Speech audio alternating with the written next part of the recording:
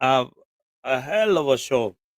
There is a lot happening in Kenya. Launches after launches, a lot of politics also going on, and you are not going to miss any of that action. I want you to join me with my able panelists here. Brother Ben, karibu sana, wherever you are. If you have not subscribed to Afrique 24, make sure that you do subscribe to Afrique 24. Thank you for those who have been waiting for the show. Gypsy Corner, pole sana. Ilikuwa ni a bit of technical itch. We had to work on something on the background, lakini we were not disappointed by our technical team. They have been working up and down to ensure that you have your favorite Friday night or morning show.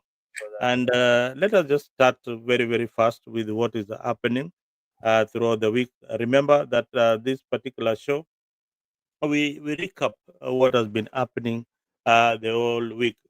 Good morning. Hi, I'm Mzalendo kama kawaida. Welcome to our weekly recap here on Afrique 24 in conjunction with with Brother Ben. And tonight we are going into a week that has been very fast. A lot of things have been happening, developments here and there. A Mhm. week defined by debate, passion, bold guesses, unexpected twists in our national political scene. We have a lot to unpack, from parliamentary suspensions to heartfelt apologies at the national prayers breakfast, emerging developments in Koimburi abduction saga to significant moves in the regional development. And joining me tonight is my good friend, Brother Ben, who will help us make sense of these events. Karibu sana, Brother Ben, to this particular edition. Asante sana Mzalendo, na pia nataka kusema karibu sana kwa wale ambao wanatutazama.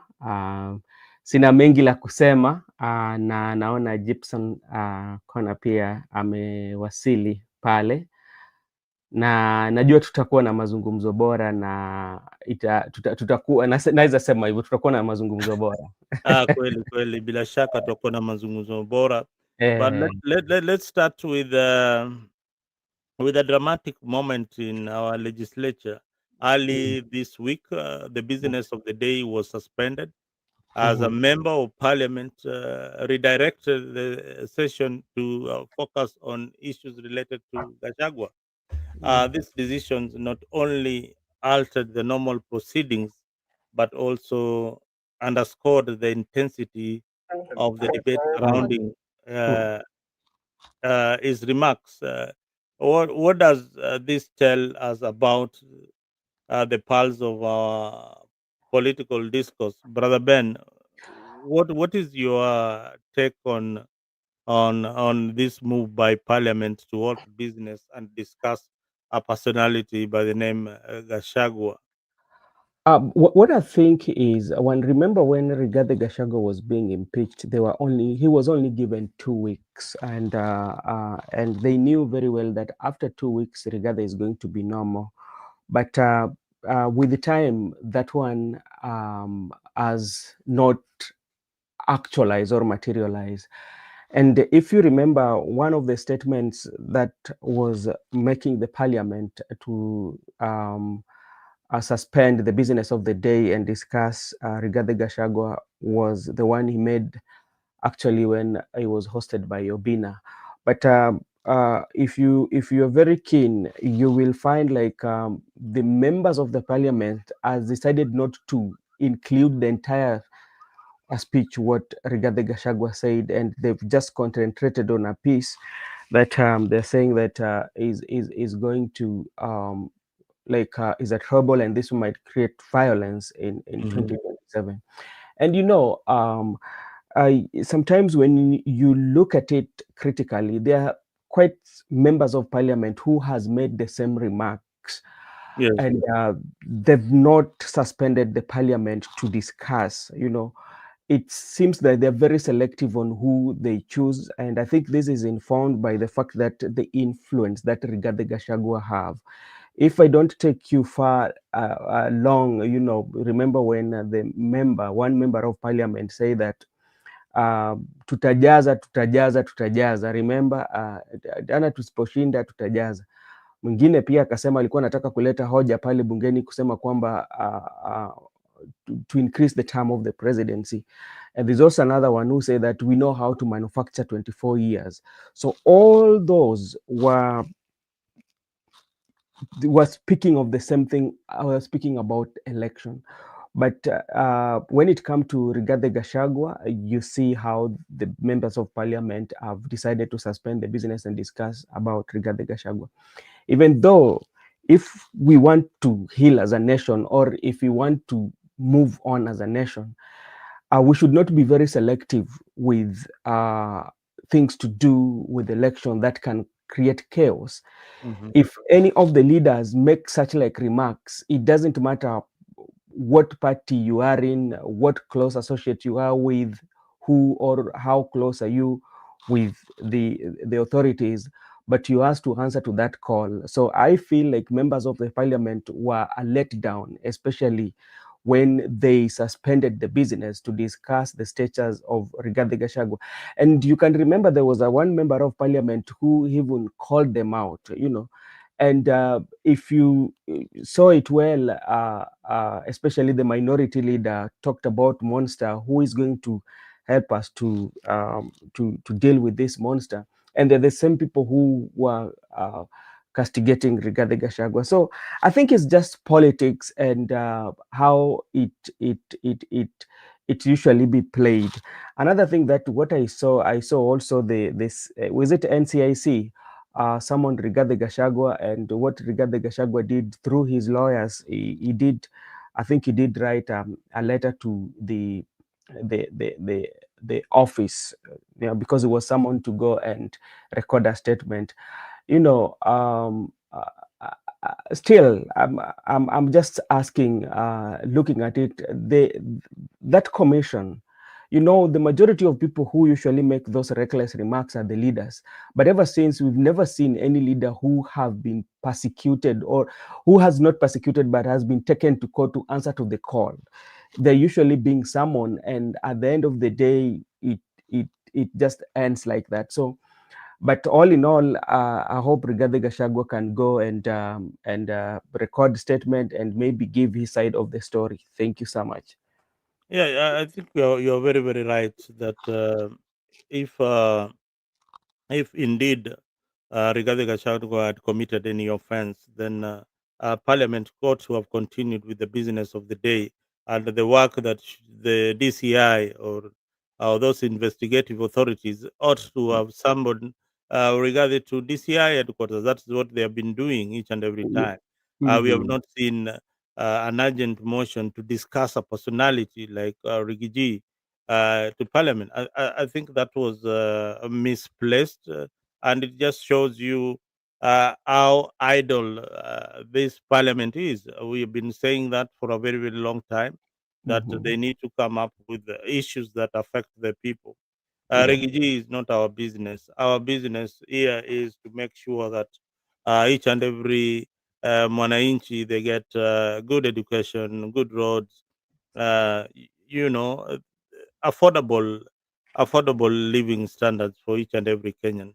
So that is what Parliament ought to do every other day, even as we look into the broad-based government.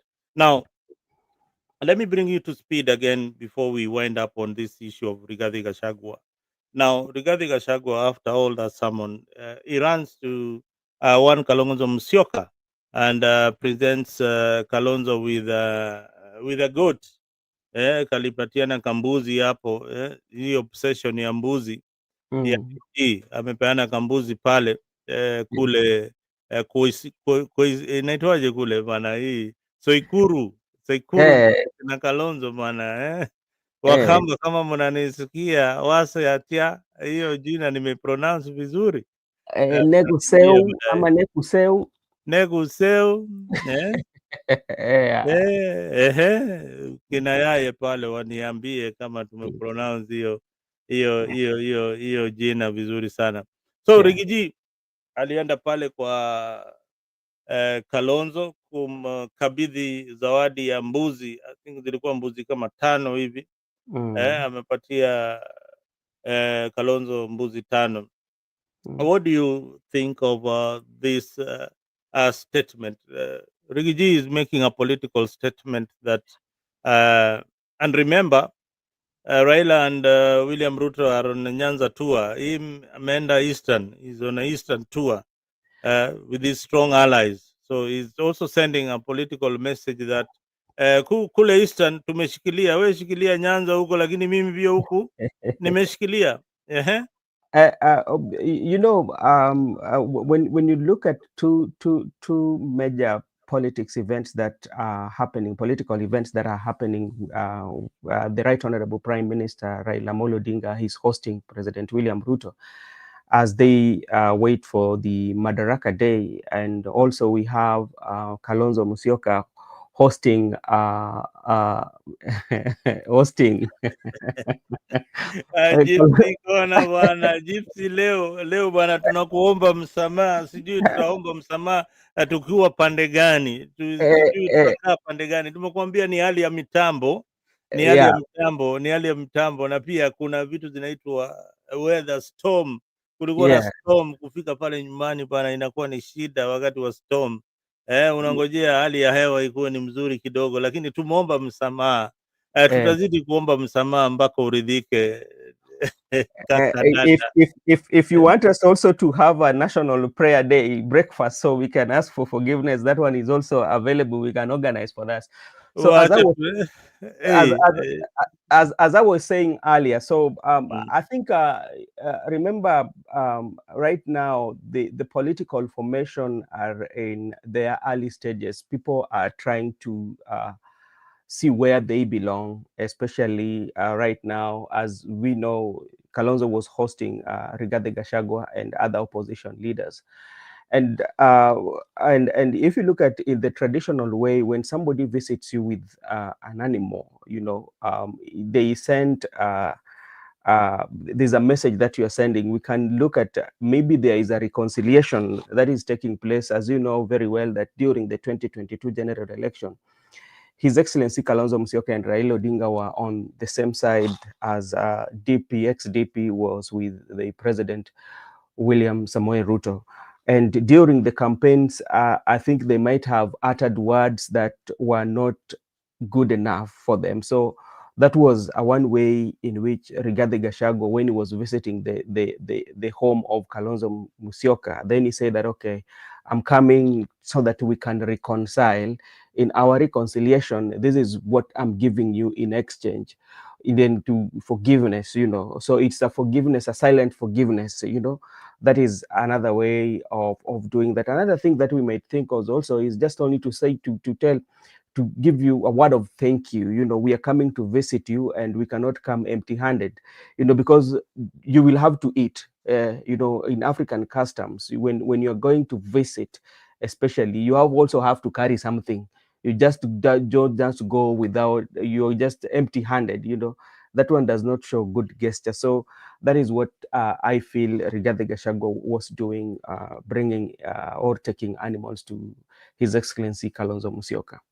Yeah. Viewers, you are tuned on to Africa 24 with the BBM show, which is on YouTube. If you have not subscribed to our 2 channels, make sure that umeenda pale ukalike na BBM, Brother Ben pale ukaenda pia Africa hapa ukalike kabisa what we are doing. Go also to our Facebook pages and follow us. Followers. Even if you don't like our content, tuambie bana ways of improving whatever we are showing here, so that we can improve. We want to give you the best quality production each and every time, and not biased. We are not going to be biased at leaning at sisi ni wale wa one term na sisi ni wale wa 10 bila break. Ama Tutajaribu no ka term. ama ama no term. there's also no term. So there's one term, There's no one term, term, kumi bila no break. term, So na 10 bila break. yes, Sasa yeah.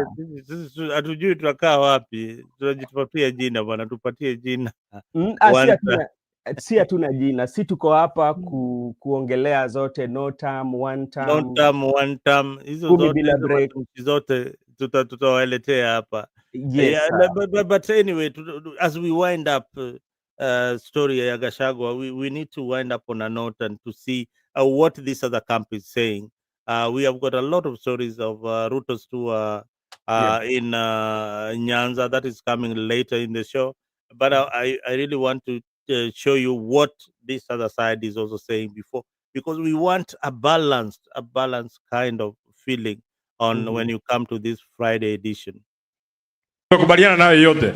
Mimi ile kitu nimetaka tu kusikia na nimefurahia sana.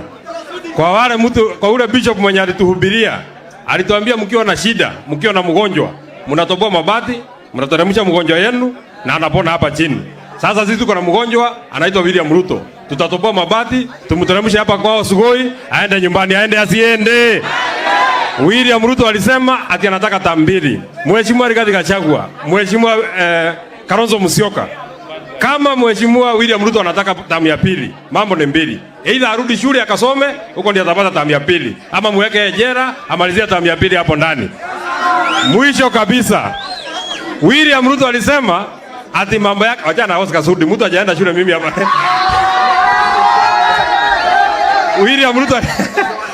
William Ruto alisema mambo ni matatu. Hata sisi tunataka kukubaliana mambo ni matatu.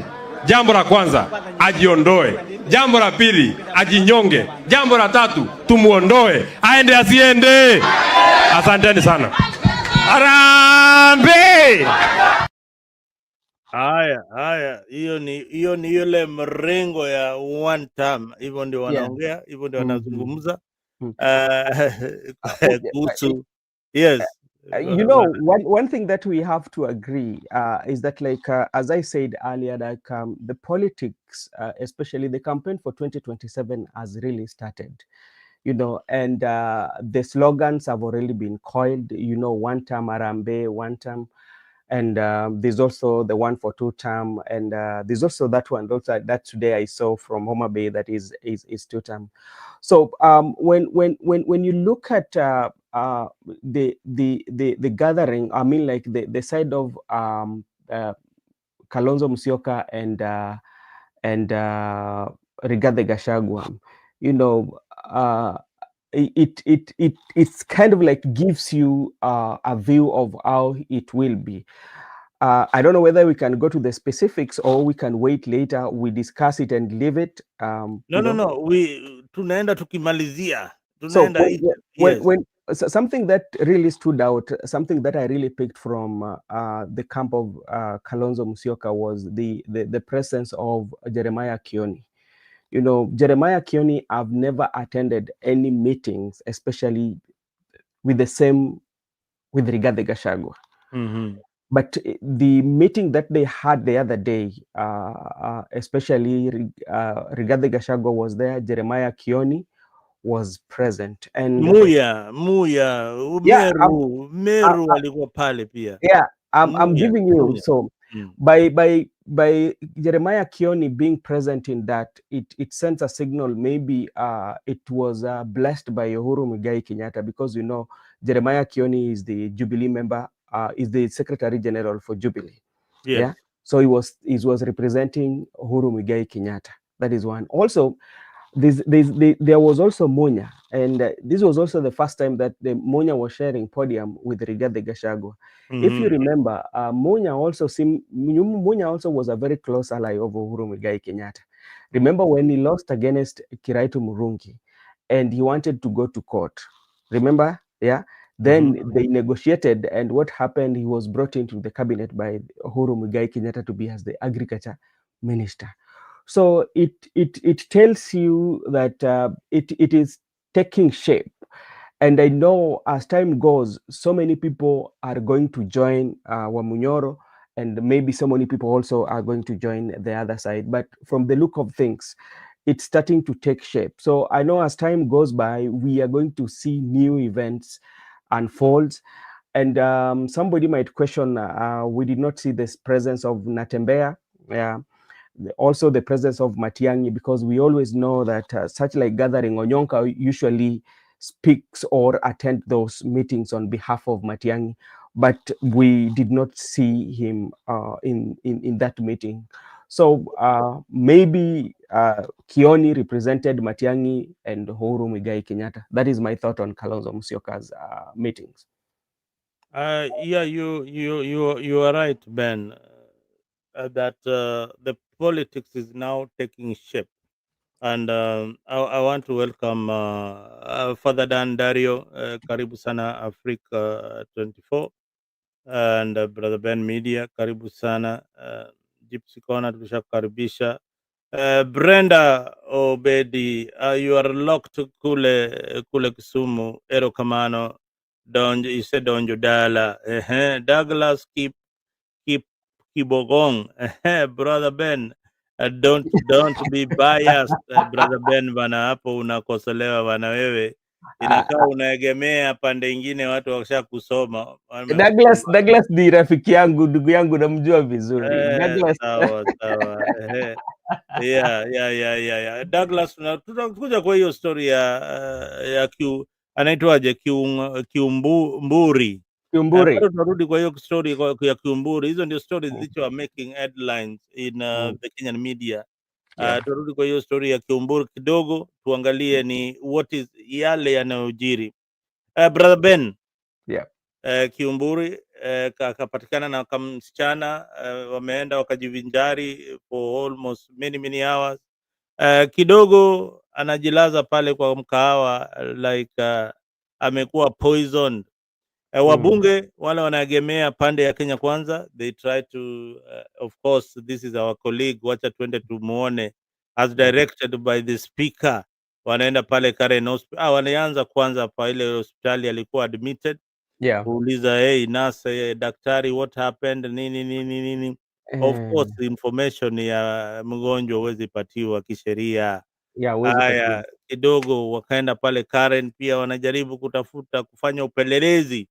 Hey, this is our colleague, but unajua unafanya upelelezi ukikuwa na another side of the story.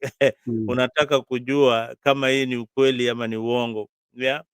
So wameenda pale Karen, wamezuiwa kuona Juja MP. Yeah. Na wakarudi wakapeana ripoti kwa bunge ya kuwa wamezuiwa kuona huyo. Kidogo DCI anatoka na ripoti, anasema enyewe huyu jamaa, hii story ni alijiabduct. Sasa wabunge wamefika mahali sasa wanajiabduct, wanajiabduct. Inakumbusha ile story ya huko bana. Huko alijiua, mara akisha kufa akajimwagia acid, alafu akajitupa pale Gotalila. Ninaitwa serikali. Unajua siasa zetu ni siasa ambao ziko na sarakasi, ni siasa ambao kwa Kiswahili tunasema kwamba tunaigiza, hatuishi katika maisha ya kihalisia, ama tufanyi siasa katika maisha ya kihalisia, vitu hatufanyi kuhalisia, kwa sababu ukiangalia sasa venye maneno kinaendelea mpaka inafika mahali ambapo labda the MCA alikuwa anashikwa kwa sababu labda walikuwa na kiongozi, hao wote ni maviongozi, lakini namna alivyoshikwa pia unajua lazima uulize swali, kwa sababu ni yule mtu, kama kwa kweli ni kawaida, ndio jambo ambalo bado sana sana inatushindwa, something that all sometimes make me I still don't understand. Let's say like how if at all there's an information, you have information, I think you should be summoned. Yeah, but if you go to Kangata's the governor for Murang'a, is it, yeah, the way he wrote in his page about the lady, he was supposed to launch another project. I think there was a project that was going on, and how it usually goes, you know, until now palilifika ni hata kwamba gari ambao alitumia inasemekana na yeye mwenyewe bado hajapatiwa nafasi kuongea, si ndio? Yeah.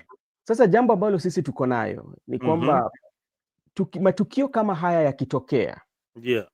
unapata kwamba siasa inachukua kipaumbele, ambapo now we cannot get the real issue because the politics will take the center stage, because this is a member of parliament. Even if you listen to how some of his colleagues were talking in the parliament, like this guy has abducted himself. Yeah. Instead of even waiting for the agencies to do their work. And when you go to the police, the police also keeps on giving updates each and every time, Yeah. And I feel like we are now missing the point, Either we are not getting the true meaning whether he abducted himself or he was abducted based on the stories that are coming out. The politics has taken the center stage of it all. And we are moving away from the real issue, whether it is abduction by self-abduction or he was abducted by unknown people. Wow. Yeah. So all right. We are missing that point. So that link now, because like everybody now, because there are members of parliament who are agreeing that their colleague was abducted. Yeah. And there are those members of parliament who believe he abducted himself. And you could even, I don't know whether you had a time to watch, there was a show where there was a bitter exchange between members of parliament. Yes. Yeah. So it is usually not quite much very, very, very, very, very, very easy to know. And they leave the public in so much confused. Yeah. Yeah. So that is something that sometimes we need. I think like all the relevant authorities, be it the members of parliament, they should speak with one voice, or they should lead the authorities to do the work. Yeah. But I don't think somebody cannot abduct himself and create all those inflicting wounds. I don't know. Maybe let's wait for the report of authorities, Yani wewe unaambia watu wakucharaze mangumi wakuchape, alafu na wakuwekee gasi ya sumu ile sumu kali, ile sumu kali, na ungekufa je? Nakwambia siasa zetu ni siasa za sarakasi, kila kitu kinawezekana. Hii siasa bwana, hii siasa bwana, hii siasa tumekuwa watu wa sarakasi sana. Vipindi ni mingi, inaitwa vipindire. Hiyo ni vipindi. Bado tuko kwa kipindi ya siasa. Tumetoka katika ile mrengo wa inaitwaje, mrengo wa Kenya, mrengo wa Gachagua. Hii chama ya Gachagua inaitwaje, DCP. Tumetoka katika mrengo wa DCP, na mrengo wa DCP inaleta shida sana. Hebu tukimbie kabisa mbio tuende Safari Park Hotel. Hii wiki tu Safari Park Hotel, there was a prayer meeting kule Safari Park, na hii prayer meeting kila wakati tunaambiwa to attend hii prayer meeting, na bwana rais pale aliomba msamaha mara mingi sana, and the National Prayer Days it became a prayer day for apologies. Yeah. And our concern is that this prayer breakfast meeting, do they result into anything tangible? The National Prayer Breakfast provided us with yet another surprising twist. President Ruto took center stage to offer apologies concerning sensitive issues involving Uganda, Tanzania, challenges affecting our children. In a parallel note, Beatrice Elachi brought social media under the lens in our prayers, signaling how technology and faith are intersecting in our public life. These gestures, of course, certainly evoke questions about accountability, reconciliation. Brother Ben, how do you interpret these expressions, Unajua jambo la kwanza, first, when we will know them by the kind of fruit they produce. That's how you know them. If they are producing the red fruits, then you know this is a family of redness. When they produce yellow, that is the family of yellow. But now, when you come to prayers, one of the things that when you pray, Yes. the pray is when you pray is a form of healing, you know. Yeah, you might pray for so many things. People do pray, especially when they go before the Almighty God. There are those who pray for forgiveness. There are those who pray for healing. There are those who also pray that they want to get revelation. That the revelation, like I want God to give me revelation. But now, when you come to the prayer that happened, you know, and where we had the forgiveness, there are few things that are really picked, and the things that I picked was from the preacher. If you listen to the preacher, from his preaching, the word of God that he delivered that day, that sermon, it talked about some of the things that the leaders should practice. First of all, he talked about the love, because like they said that something that the Gen Z need love. Yeah, we will also have to know that the Gen Z are people who are now grown up. They don't have that Gen Z are people who are smarter than us. Yeah. So you should offer that platform to listen to them. And one of the things that will always pop up anytime there's a foreigner, or there's a foreigner that is invited in the country and the president is seated with them, that president will keep on talking about, and will find each and every time he will find answers, is the issue of Gen Z. Is something that president will not avoid anytime there's a visitor in the country.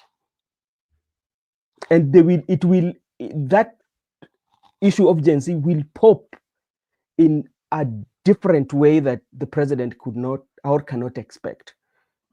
Because from that preaching, I don't think, for me, that there was intention for the apologizing and asking for forgiveness. Because when do you ask for forgiveness? Yeah. When do you ask for forgiveness? Because president asked for forgiveness, which is it is true. Yeah, it is true that you need to get that forgiveness. But when do you ask for that forgiveness? Yeah, and you have to accept. There's that acceptance that there was something wrong. And after accepting, then you forgive. Then we start to reconcile. How do we reconcile? Then we can reconcile by having one-on-one conversation with you. And I ask you, Mzalendo, I wronged you in this way. Can you please forgive me? And let's start to work again. But you know, this was a public president apologized and asked for forgiveness in public. But there are those mothers who lost their children in a mysterious ways. Somebody like Rek Masai. Do you think that forgiveness can go deep into in her heart? There are those who, especially those who are still maybe in the Kenyatta hospital, are still fighting the pain and the wounds. Will the forgiveness will help? So, because the people who argue that what president could have done after asking for forgiveness, you could have gone to the Kenyatta National Hospital, or you could have gone to those hospitals where these people are and tell them, okay, there was a misstep and we are starting to work again. We are going to foot your bills, and that's how we are going to work. You know, so that's how some people felt. But you know, everybody is feeling it the different way. There are those who felt that, okay, the president did a good thing, because this is the second president apologizing after Moi. Moi also apologized when he was almost about leaving the office. You know? Yeah. Yeah, So, Moi alisema kama niliwakosea munisamee. Kama nilifanya nini. Njiru, I'm the guest. I don't have the link. Njiru is asking for the link. Njiru, but I've sent him the link, and each and every time I send Njiru the link, I don't know where he goes to look for the link. And Njiru, angalia hapo, where is he at? I don't know which platform he's watching from. I think he's at ako kwa platform yangu. Oh, is at your platform. Njiru, tafadhali ingia pale Afrika utapata hiyo link. Na bado nimeituma katika hizo platform. Brother Ben, you can copy what you have and share it with him. Can I? Mali yuko.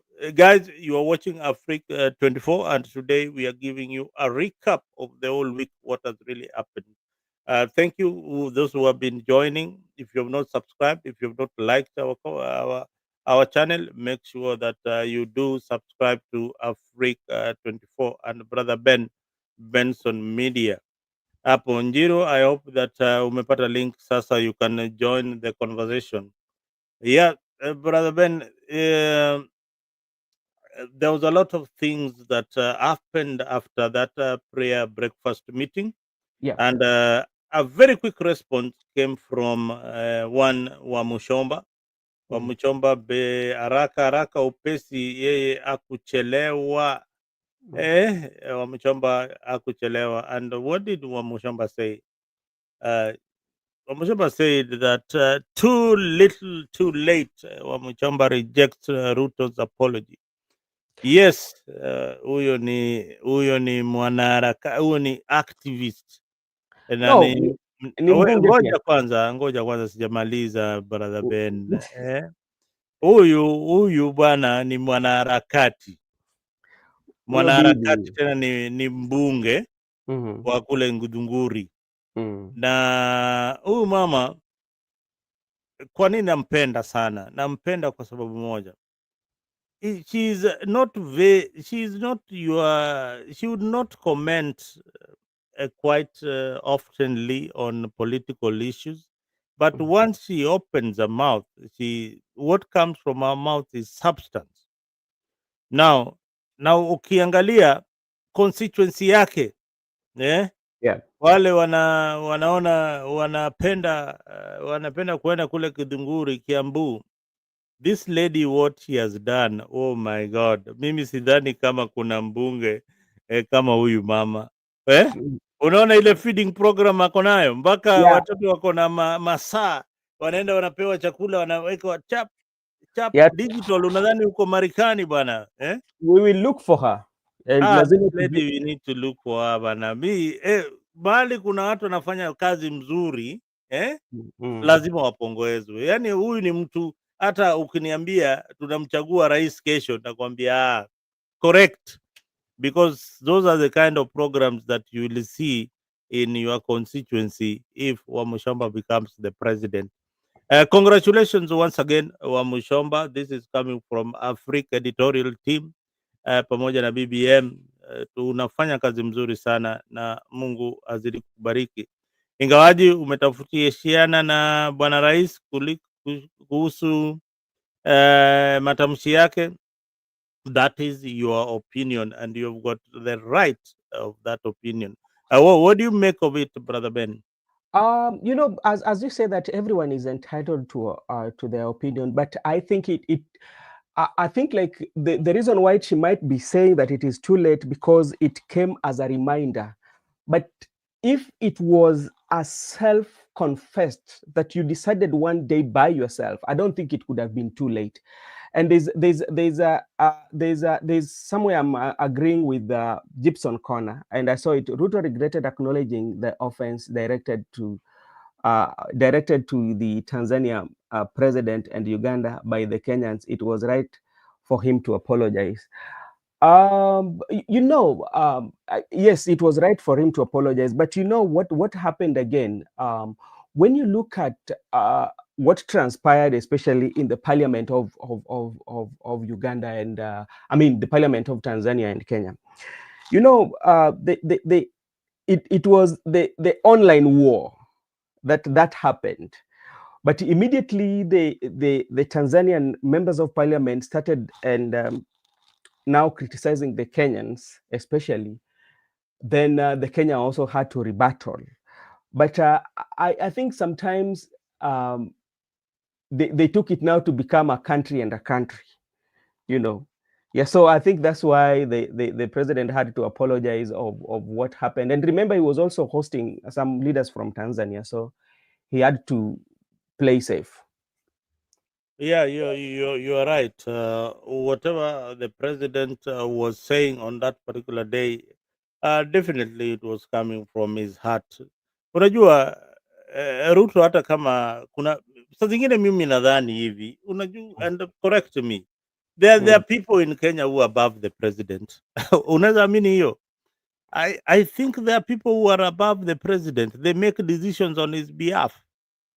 Decisions zingine hata president anastukia zilifanyika tu. Kwani mtu amemwandikia ama nini? We have the head of state, but we have somebody who is above the head of state. Who is that? Apart, God is the one above the head of state. Wacha mambo ya God hapa bwana, hapa tuko mambo ya dunia. Wewe ushaingia mambo ya spirituality, mimi niko mambo ya dunia. Above William Ruto there is the deep state. Oh, The okay. people who decide wewe ndio utakuwa rais wa Jamhuri ya Kenya. Hao jamaa wako, msidanganywe ati hao jamaa wako. These are the guys who make these decisions. And I think ukichukua Biblia na uswear to protect the constitution na useme siri za serikali hautawahi toa nje, basi ni hivyo. Umeshikwa mateka. Okay. Umeshikwa mateka. You have got no obligation unless you are one Rigiji. Unless wewe ni Rigiji zake zinakuja in hand, yani ajali atazimwaga kumwaga. Yeah. Anyway, tumemaliza hiyo story ya Wamchomba prayer. No, and you ask something about Beatrice Elachi and her prayer, you know. Yeah, Beatrice Elachi. You know, I tend to disagree with her at some point, and there are some areas that I agree with her in her prayers. There are those prayers that he prayed, but now where I have a point of departure with her is about the social media. You know, there are situations whereby because maybe let me reframe, because you know, immediately after that prayer he was hosted in one of the national TV stations, and she talks of so many things, and my question was like, you're a leader, and if you're a leader and based on the comment that you say simtoke, you know, remember that comment, what angered people was the comment he made, especially when they were in the church with the president, you know, because like your people are telling you something, you are our representative, we are not feeling well, can you please do something about it? But what do you tell the people that you are representing? Kama munaona Kenya ni mbaya, sufanye nini? Utoke, you know, and that what angers people, you know. And now when these people are now coming after you, you feel that okay, now the social media should be regulated, you know. I don't think that should be the case, because you find that they feel that if they come, especially when it touches on you as a leader, you feel now you have to regulate it, you know, because pain is a two-way traffic. Yeah. And if like she was saying, like some of those images that they're sending to her phone, even those messages, you can take it upon yourself, especially with those numbers, and find justice. Let these people brought to book if people are sending you insulting messages, you know. And one thing that also I think like we should realize and should agree, the age where we've come, it is a technological, this is a technology era, a tech era. Yeah. And the tech will continue to get new, do I call it new technology? You know, the technology will continue to grow, come up with new things, you know. Remember those who are playing the games, there's a PS4, then there's PS5. They doesn't take long in the market. Even the phones that we have, even you remember the vehicles, the vehicle comes, the another one comes 2025, they only introduce the Bluetooth part of it. That is technology. The technologies keep on changing. So for how long will you keep on changing those laws as the technology grows? Yeah. So I think like they should weigh those options and say that what is the best way, and instead of even talking about technology, come up with laws that can make the economy to work. Angalia Douglas, mimi sasa, hao ndio mimi sasa nashangaa nao, ndawajibu namna gani? Mzalendo, don't compare Githunguri constituency with Baringo. Not our land is not arable. We do not have coffee, even milk, boss. Lakini CDF, ngaf CDF mnapata shule kujenga tu shule bado mna mashule hazina dirisha, mna mashule hazina dirisha. How does coffee come in there? Muna mashule hazina dirisha. Tengeneza hata elimu ya watoto kwanza, elimu Mwambie peke yake. Apollo Elimu. nani? Apollo professor. It's called the professor. The professor, the guy who usually gives us the Bomet giving comparison. I don't know his Ya name. kale wewe, yeah, professor. Tafuta huyo mtu wa professor, na anawapatiaga uondo vile mnakaaga huko kama wanyama. Nyinyi watu wa Bomet, watu wa Baringo, tafadhali hii mchezo muache. Elect leaders who can make a difference. Siku hizi kuna technology. Yes. Deserts are being transformed. Desert yenyewe inakuwa transformed into an agricultural place where it can feed the people. I have got wewe Mwanza kuja hapa, I have got a program that I will show you that we transformed Garissa huko, na wamama wanapata mamboga wanakula, na ni mali ilikuwa ni kavu. Yeah. Siku hizi wanapata chakula, wanakula vizuri sana huko Garissa, huko Marsabit. Wewe unateta hapa juu ya Baringo. Baringo is how many hours to Nairobi? Yeah, please peleka hiyo Douglas. Next time kuja na kitu ingine, hapana kuja na porojo kama hiyo. Wabunge mko nao ni bure kabisa, wanakula tu hela zako hapo, alafu wanakudanganya ati our land sijui what. There is technology now. You can harvest rain water, you can drill, you can do so many other things. And remember, the county government, Baringo County, inapokea bilioni za pesa za hela. Haya, apart from bilioni ya hela, MP ako na ngaf CDF, senator ako na allocation, MCA ako na allocation, women rep hata kununulia zile wanaosichana zile vitu za ndani bana. Hiyo pia mnataka muende Githunguri mfundishwe Hapana, wacheni porojo Baringo constituency. And where did Njiru go? Au kutumia Njiru link? Njiru nimemtumia link, hata nikamwekea disclaimer juu akikuja hapa yeye ni hard politics. Njiru nimemwekea disclaimer, hata hapo inakimbia. Njiru, karibu katika Africa show. Tunakuhitaji hapa mara moja. Tunakuhitaji hapa mara moja hapa, tutuambie umepotea wapi. Mzalendo, take it easy with my friend Douglas. He is a diasporian. No wonder hao ni watu wamepotea huku nje, waendagi nyumbani, alafu anasema vile uliwacha Baringo, vile uliwacha Kenya. Kenya imebadilika sana ndugu yangu. Mambo ya ugatuzi imebadilisha nchi ya Kenya. Lakini kama uko na wale wabunge na magavana wazembe, take that opportunity and take the knowledge that you are learning in diaspora, bring it back to your people so that you can improve their lives. That is the most important thing that you can do for your community. Okay. Yes, Kizito pia namwona hapo. Kizito KE is a very funny land. They know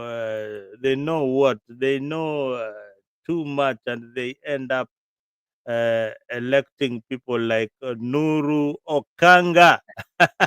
No, Nuru Okanga is not coming from Baringo. Nuru Okanga is coming from Baringo, bana. This is also another one from diaspora, bana. No, he's giving an example. I think Kizito is giving an example. He's just giving an example. Oh, okay. I think that was on a light note. On a light note, wacha tukunywe kamaji kidogo, Tukifikiria the next topic tutaenda pande gani, juu kuna mengi sana tujaongea. Tunataka tuelekee kule sehemu za kama kawaida Nyanza. Brother Ben, tunaelekea sehemu za Nyanza. I know you've got a lot to say about Nyanza. We have to go to Nyanza in a short while. We'll be back.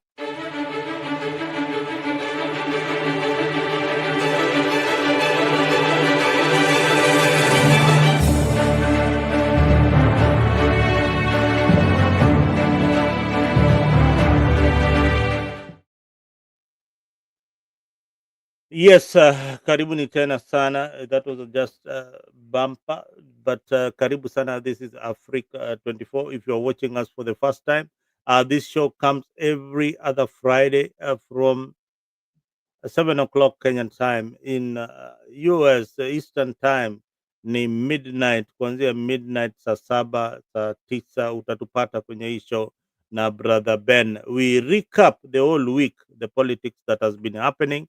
If you're here for the first time, give us a like, give us a thumbs up if you like this particular edition of Africa 24 and BBM. So karibuni sana. We have covered almost half of the show, but we need to shift gears very, very fast so that we capture other moments. Now, turning to a case that has captured the attention of many people in Kenya right now is yes, the land donation. The land donation in Nyanza development tour by President William Ruto. In a constructive turn, Raila made headlines by donating land, a gesture that speaks volumes. Raila Odinga ametoa shamba kule ya ekari ngapi? Ekari tano. Ekari tano, a gesture that speaks to the ideals of community building and renewal. This is a new Raila, not too far behind. President William Ruto has embarked on a development tour in Nyanza region. This event presents us with, a juxtaposition of gestures that are both symbolic, practical, hinting at the future of the trajectory of our politics. Hii ndio the new mrengo and regional development. Brother Ben, do you see these initiatives as part of a larger trend toward inclusive progress, broad-based progress? You know, before we talk about the land that was donated by Raila Odinga, which to be, it is not true. It is untrue based on some facts that we have. But like, if you look at the pattern, especially what is happening in the Nyanza tour, especially this time round, there's a similarity with that one of Uhuru Muigai Kenyatta. I don't know whether you've seen that. This the last one that the Ruto is having towards the ceremony that will take place in Homa Bay. Remember when Uhuru Kenyatta immediately disagreeing with President William Ruto, when he was touring Nyanza, they used to be in one car. Yeah, most of the time they used to be in one car. Okay, all right. Thank you. None further mengia. So, what happens? And there's that similarity. We saw it today. Yes. You know, we saw it today. And when you listen to the speeches that were made by the leaders, it tells you that the campaign has started, especially for President William Ruto. He has started his campaign, and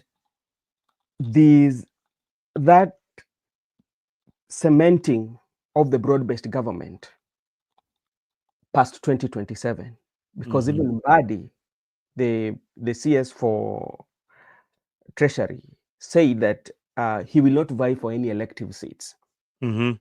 Yeah, so that one tells you something. There's also something that I pick, and it's something that President William Ruto will capitalize on. Remember, when President William Ruto was campaigning in 2022, he went to Mount Kenya, and his gateway pass was the church. And it was not building the churches, and the churches were being built for the downtrodden, wale mama mboga. And the one for Nyanza, is about, the entrance is about, you've never been in government. Yeah? Yeah. The resources has never been distributed equally. You've suffered that. This is the first time now you are enjoying the government. You know that? Yes. So he will always make sure that when he come to Nyanza, the promises of allocation of funds, allocation of projects that are going to take place, and remind them. Remember, even he said that the technical college, he said that it was supposed to be built in 10 years. But what happened? All right. Hold your thought, Brother Ben. Let us welcome Father Dan Dario. Father, welcome to Africa 24. I'm meeting you for the first time. I normally see you on the comment section. Welcome to this wonderful channel, and feel at home. Tell us where you've been. You've been in Vatican. You can tell us how the white smoke is taking you with our new father who has just been, uh, crowned as the Pope. Yeah, karibu sana, and feel at home. Salimia wananchi, tell us where you are, and make this place your home. Asante sana. I just want to say hello and congratulations. Sometimes I join in when I'm late to go to bed, but I wanted to comment something that you said about donating land. Yes. That was Raila-Ruto. That land was not donated. That land is a joint venture, Raila and Shabab from Mombasa. They started that thing last year because they are moving the molasses plant from Kisumu to that area. So they are building those homes so that people can get in. It's a company investment. So Kierere ya Ruto alifanya haraka haraka akazungumza. Then the other thing is Ruto is working very hard to have the best political optics that he can have from Luo Nyanza, because he has lost the central part. He has lost part of Kisii, of course, was part of Nyanza before. So he has to make all the efforts possible to capture the imaginations of the country and make sure, even if Raila says today, this is what I need, he will have to provide. Why? Because he is the only help that he needs if he wants to run for the next term. So without him, he cannot do anything. So therefore, he has to bend the knee to Raila in whichever way. And even if Raila says, I want to see you tomorrow, that man will just fly there. Why? Because he needs him so much that without him, he cannot survive. So therefore, what we are seeing is political high-tech optics. And they will continue like that. And the other political optic that I'm seeing is the consolidation of particular leaders with the man we call Wamunyoro, Gachagua, or any other name you want to call him. Many people have feared from that region, the central part, Eastern. I grew in Eastern. I know Eastern far much better than I know where my parents came from. For example, the other day, Kidura Kendiki was in Embu. He just provided buses to ferry people to the function, but the majority of the people did not board the buses. They took the money and walked home. So the pictures we got was very shameful for him in Embu. Embu has become terrible for Kindiki, and Kindiki comes from Eastern. Meru, Embu, and Kamba, that's Eastern region. So Ukambani is gone. 3 counties. Embu is gone. Where is he going to lay his head? He can only find solace in Raila. He cannot go to Northeastern because there's no kingpin from Northeastern. Those people sit down and they decide.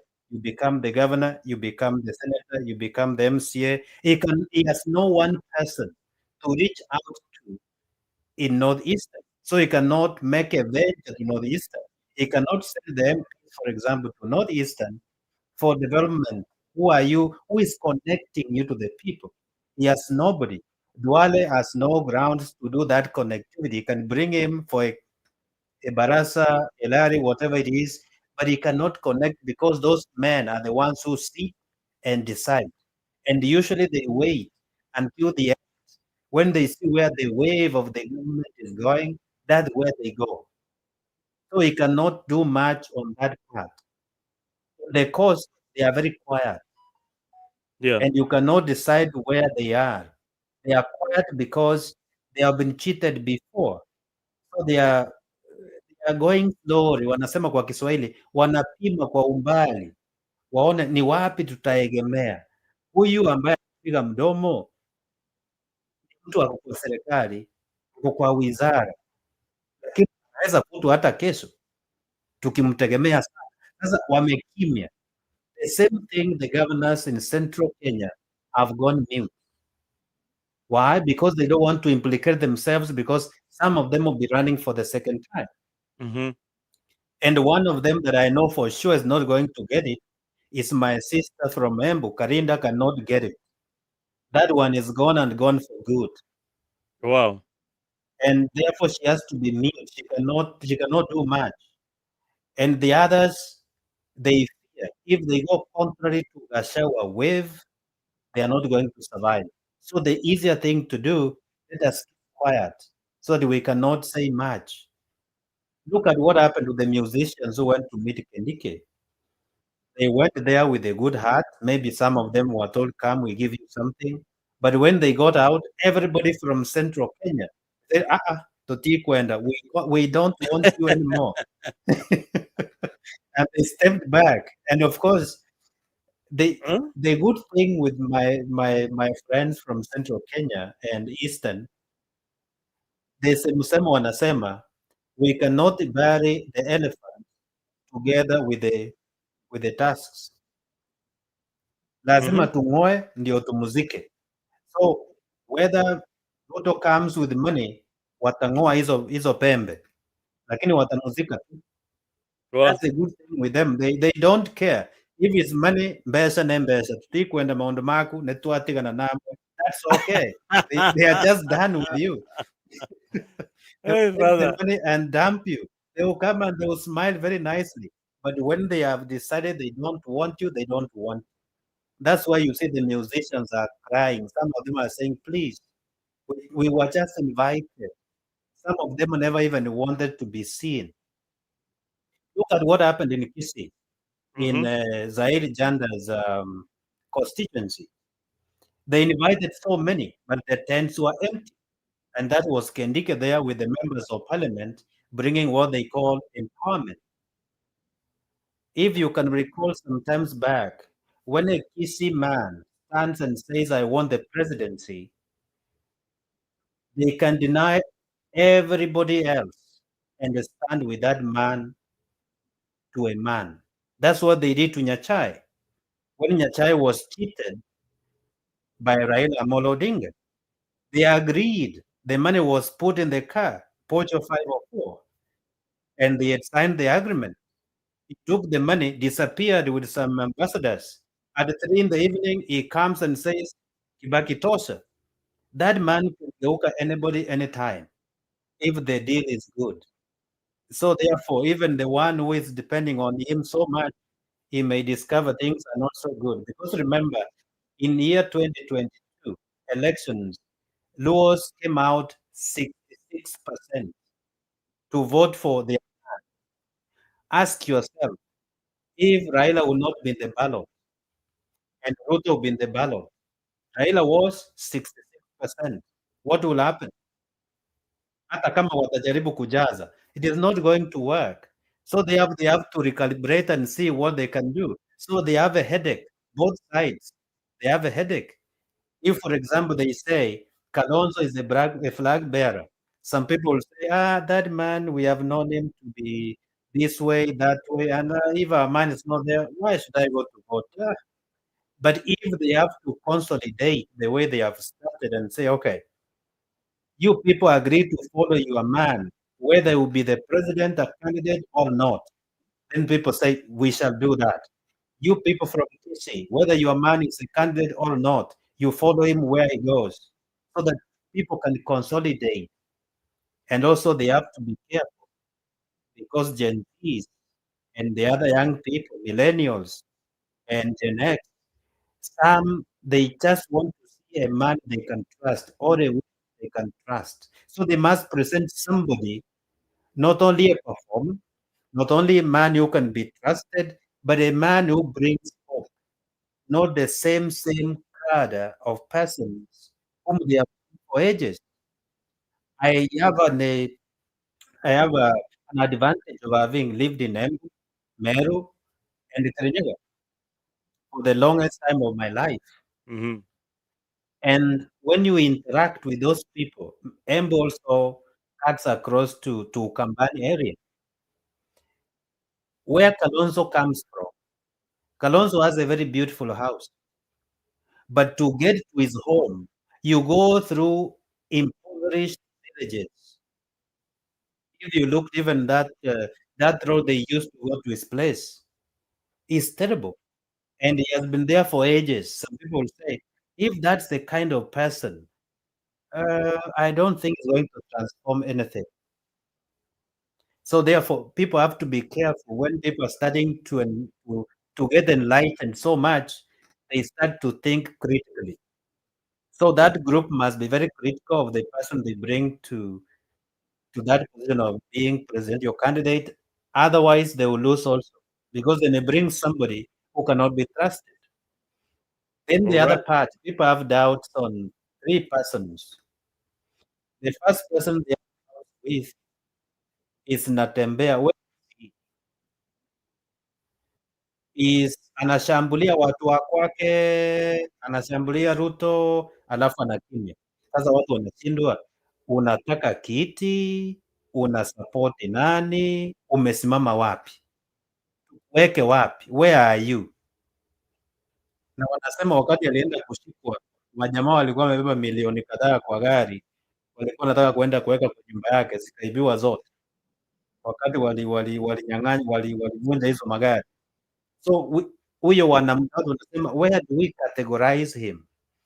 Is he consolidating the region to give them to whoever will give him a good deal, or he has made a stand? He does not want anything to do with Ruto and is going to either stand or support another candidate. All right. So they don't know where to put him. The other person they doubt Yeah. is the activities of this young man called Salasia. They're Oh, so asking, last year. what is his business? PK Salasia, the Mumias East MP, Mhm. the young man who was seen on camera smoking bang, asking where can we put, what is his business? He's under Wamalwa in his party, but he's always alone. He was in Northeastern campaigning. Then the question is, what is the project here? What is he aiming at? They cannot put him in a place.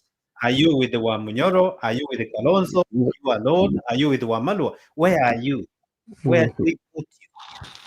So they are still struggling with that. All right. The other persons they are Yes. struggling is the young people. They have not found focus. They have not said categorically what they want. They are divided in some form. Some are saying we are the young force, we have an alternative here. The other are saying you must join a party over here. The other are saying we are affiliated with this person. The other are saying we don't want anybody. We want a new blood. Then the last person people don't know where that person will go to is Wanjigi and Otieno Willis. When you watch their conversations, you ask yourself, where are these people?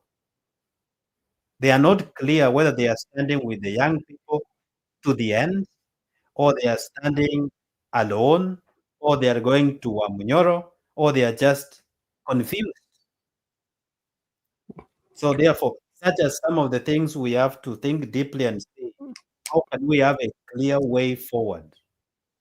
The only Oh, one thing I don't want to see Kasongo as a president. That one I'm certain about. all right, Father Dario. That was a very good, elaborate picture of where we stand. I think the next question I would be asking you, where do you stand? You have always told us huyu hujui yako wapi, na wewe mwenyewe kura yako iko wapi? Wewe Ameshakuambia wewe. wewe Mi, mwenyewe mi, mi, mi, ametupeleka huku akatupeleka huku, lakini tunataka let, let, kujua um, yeye mwenyewe kura yake iko wapi. I want to ask things. Amesema tu moja, yeye Uh, hataki William Ruto, lakini tunataka kujua yeye atapigia nani kura. Ona. hiyo Mm. hiyo okay, sawa Hiyo ni sawa. swala muhimu sana, hiyo ni swala muhimu sana. But anyway, I like your insight. Some of the things that you have asked, those questions will be answered by the panelists here and those who are part of. Let me answer that. Yeah. 1 minute. Yeah. Kura yangu, because I was brought up in Embu, that's the eastern part. Kura yangu itaenda kwa mtu ambaye watachagua ni wa Munyoro, that group. Okay. If they bring a good candidate, that's where my vote is. My vote cannot go to Wanjigi. My vote cannot go to Kasongo. My vote cannot go to Gashagwa. My vote cannot go to Munya or Wamalwa. Now, unaona, you see, I like the point that you have brought a very interesting perspective of politics in a very simple way. You support the group of Gashagwa, and this is where the confusion is. Gashagwa is not running for president. In other words, that is what you are saying. If Gashagwa is running for president, then you will not vote for him as a person. But so long as he remains in that coalition and his party, and they select a different candidate, apart from those you have mentioned, and you have got your reservations about them, you'll tell us in another segment in our show, you've got reservations about those other candidates. Mm-hmm. This is what I've been telling people all the time. The politicians are dwelling around Wamunyoro. Wamunyoro probably is not even the candidate that should be focused on. They need to focus on the real candidates. And I think that confusion is good. That Yeah. you keep on guessing who is coming for presidency. Brother Ben, what do you make of this? Even if we have been taken aback by No, father. kumshukuru tu kwa sababu about the land donation, we had already talked about it in the earlier yesterday, and the company is Gulf Cup Real Estate. Yes. And the master plan, it was on 18th of January 2025. That's when the master plan was launched, and the Right Honorable Prime Minister Anyang' Nyong'o was there. So it was not affordable. He did not donated it for affordable housing. This is a private entity between Gulf Cup and the family of Raila Molo Odinga. That is one. Wow.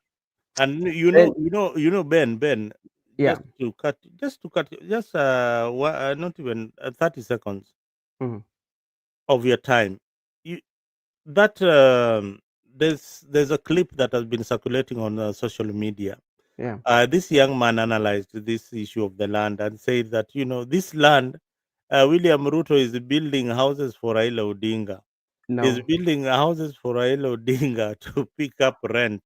Now No. you see, this will be this is what if this information does not go out the way it is, the way you are explaining it, Mhm. majority at the end of the day, when that gentleman and Raila Odinga's family will start collecting rent there, what will people say? It's just like lack of information. You know, one thing that usually happens in politics, there's with the internet again, is that people usually pick it the way it comes without looking at it. Because immediately I heard about that, I had to give a call to majority of two journalists whom I know was supposed to give me the correct information. Then when they told me that, then we had to go and check. Then we saw LV Marina, and I say, okay, it's the same thing that was launched on January. Yeah, and if you see the Gulf Cup, they've done good some properties even in Mombasa.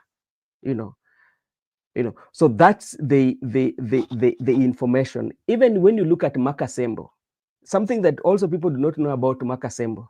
Makasembo was not built by the housing levy. Makasembo is built by Lab Fund. Mm-hmm. It was signed between Lab Fund and the county government of Kisumu. That was in March, I think in March 2021. Mm-hmm. Yeah. And the levy that is being collected on the payslip did not go to Makasembo. Mm-hmm. The projects was supposed to cost 3 billion. And it was signed between the exact, I think the owner of the Lab Fund was by then was the David Koros, I think, and His Excellency Governor Nyong'o. Mm-hmm. And I tend to believe that the people who are going to get those houses, they will get certificates of lease. Yeah, I tend to believe so, but I will inquire. But they will have to get the certificates of lease. So those two projects, none of them is affordable housing that have been funded by the affordable house levy. No, none of them. All right, brother Ben, wacha tucheze clip moja hapa, Raila akiwa kule na brother yake brother yake. Kama sisi wote turudi nyumba hivi, everybody.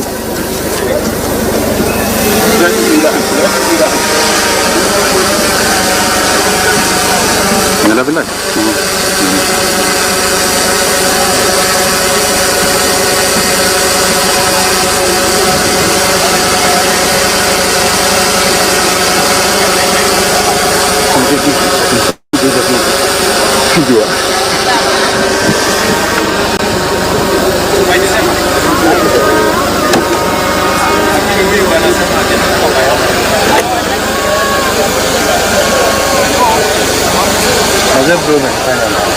Boys, kutoka back to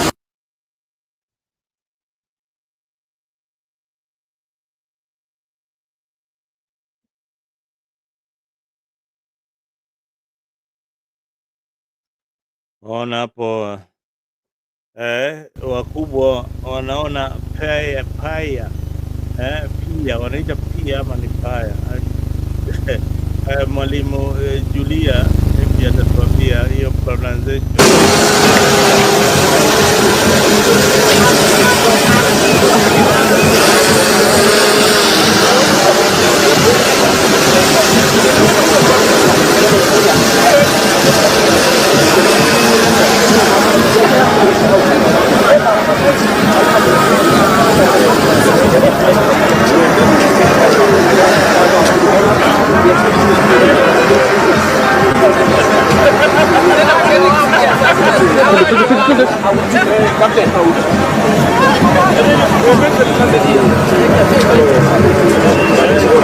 Homa Bay is a very nice place to go and to have your holidays. We have got a white sandy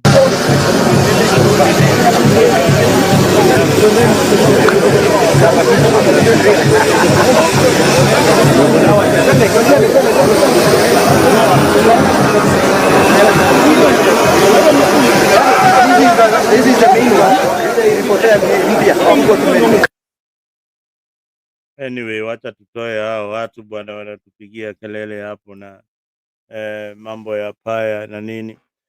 Hiyo hapo unaona pale bwana Ruto amelaunch hiyo pia wanaita paya, si tunaitaga paya na Kijaluo paya. hapo hiyo hapo paya wale wananijua kabisa, na hapo ilikuwa ni mahali tunaenda kujivinjari jioni hivi.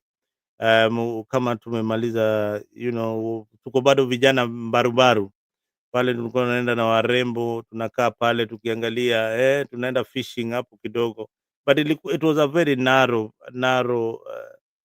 dilapidated pier until William Ruto's government did something. They have done something wonderful for the people of Homa Bay. And if you asked something earlier, Ben, hiyo paya inafanyaga kazi gani? Kuna meli ilikuwa inatoka pale kule Kisumu, inaleta watu mpaka pale wasafiri, tena kutoka hapo inaenda mpaka Mbita Point, na pia inaenda mpaka huko sehemu za Uganda, Migingo na kila kitu hapo. So that place is very very important. Na hapo kando kumekuwa na factory moja inaitwa Capital Fish, which imekufa kwa miaka mingi sana. It's something that I was thinking the governor of Homa Bay would have revived it. Wakuwe na factory ya kuprocess fish pale. Now that they have an airport, they have a pier, they have everything. They need to have some industry that is moving things in Homa Bay. Homa Bay as it is right now, there are no industries. Nyumba hizo Bwana Rais ameweka hapo, hizo si industry. We need industries in places like Homa Bay. The industry that we have in Homa Bay, industry ile iko peke yake ni moja ya sukari, na inaitwa sukari industry Homa Bay County, na ni ya mtu binafsi.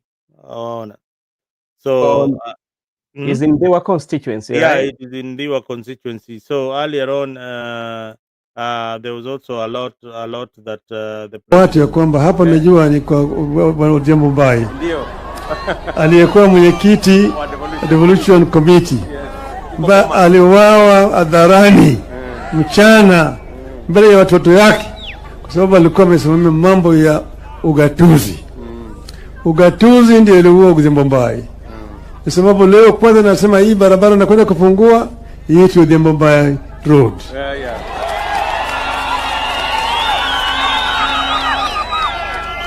Lakini vile vile nimesema mambo ya ugatuzi nataka ifanye kazi. Kwa sababu mimi nilikuwa nimwambia mimi sikufurahi sana hii ukiona hii ati ni sub-county administration ambayo inaleta provincial administration nyuma tena. Mambo provincial administration tulitoa kwa katiba. Hatutaki mambo ya provincial administration tena. Tunataka hiyo chini ya serikali ya county ya Wanga. Ama sivyo? Ama mnataka kurudisha askari Kanga? Mambo ya provincial administration tulitupa na katiba. Kwa hivyo nataka ugatuzi ifanye kazi. Mnataka namna hiyo? Nataka namna hiyo. Kwa hivyo hapo sisi tuko na tofauti kwa kimaoni, lakini hiyo si hoja. Kitu muhimu zaidi ni ya kwamba kazi inaendelea. Kazi inaendelea, tunataka iendelee. Tunataka mabarabara zijengwe, mashule zijengwe sawa sawa, mahospitali na dispensaries zote ziwe zinafanya kazi sawa sawa, ili watu wetu wakiwa wagonjwa wanapata matibabu. Tunapigana na maadui matano makubwa ya binadamu. Kwanza, haki ya maisha, right to life. Pili, haki ya kupata chakula. Kama wewe uko na njaa mpaka upate chakula, right to food, sio? Tatu, haki ya kuwa na malazi, nyumba. Kama wewe umekuwa mtu mzima mpaka uwe pale unaishi, usikae kama wewe unakaa tu kama swara. Tunalala nje, unaomba. Sawa sawa. Nne, haki ya matibabu. Kama wewe ni mgonjwa, uweze kupata huduma ya matibabu haraka kabisa inawezekana. Tano, ni haki ya kupata elimu, right to quality education. Hayo yote ndio yanaitwa fundamental human rights na tunapigania. Ni sababu mimi naunga mkono hii juhudi ya serikali ya kupigana hayo maadui yetu matano katika taifa letu. Nataka watu wetu nao waungane pamoja, tuendelee mbele. sivyo? Ndio tulisema tunataka kukuwa na broad based government, tulikubali, tukapeleka watu yetu, tumeweka pale Opiyo Wandayi, tumepeleta Mbadi Nyang', ameshikilia mambo ya pesa. Simemona, tuko na mama wetu mmoja kule tumeweka kama ni mkuu wa sheria. Simemona yule mama, simemona yule. Tuko hapo na Hassan Joho, simnajua Hassan Joho. Tuko nayo Paranya, simnajua hapo Paranya. Na mama mmoja anatoka kule upande ya Turkana, naita school. Wameingia ndani ya broad based government ili waende pale wafundishe watu vile kufanya kazi. Vile vile tuko hapa na kijana wenu hapa Oluga, Dr. Oluga, ndiye anasimamia mambo ya matibabu, na nimemwambia yeye hakikisha kwamba hii mambo ya SHA inafanya kazi. SHA inafanya kazi kwa watu wetu, sawa. Na Mbadi vile vile hakikisha kwamba pesa inagawawa kwa njia ya haki. Pembe zote za Kenya wanapata haki yao. Hata hapa vile vile mnapata haki yenu. Manake muda mrefu sana mnakuwa na baguliwa. Wengine wanasema ni wao ndio pale, ati wao ndio shareholders. Na serikali ya shareholders. Shareholders ya mama yako.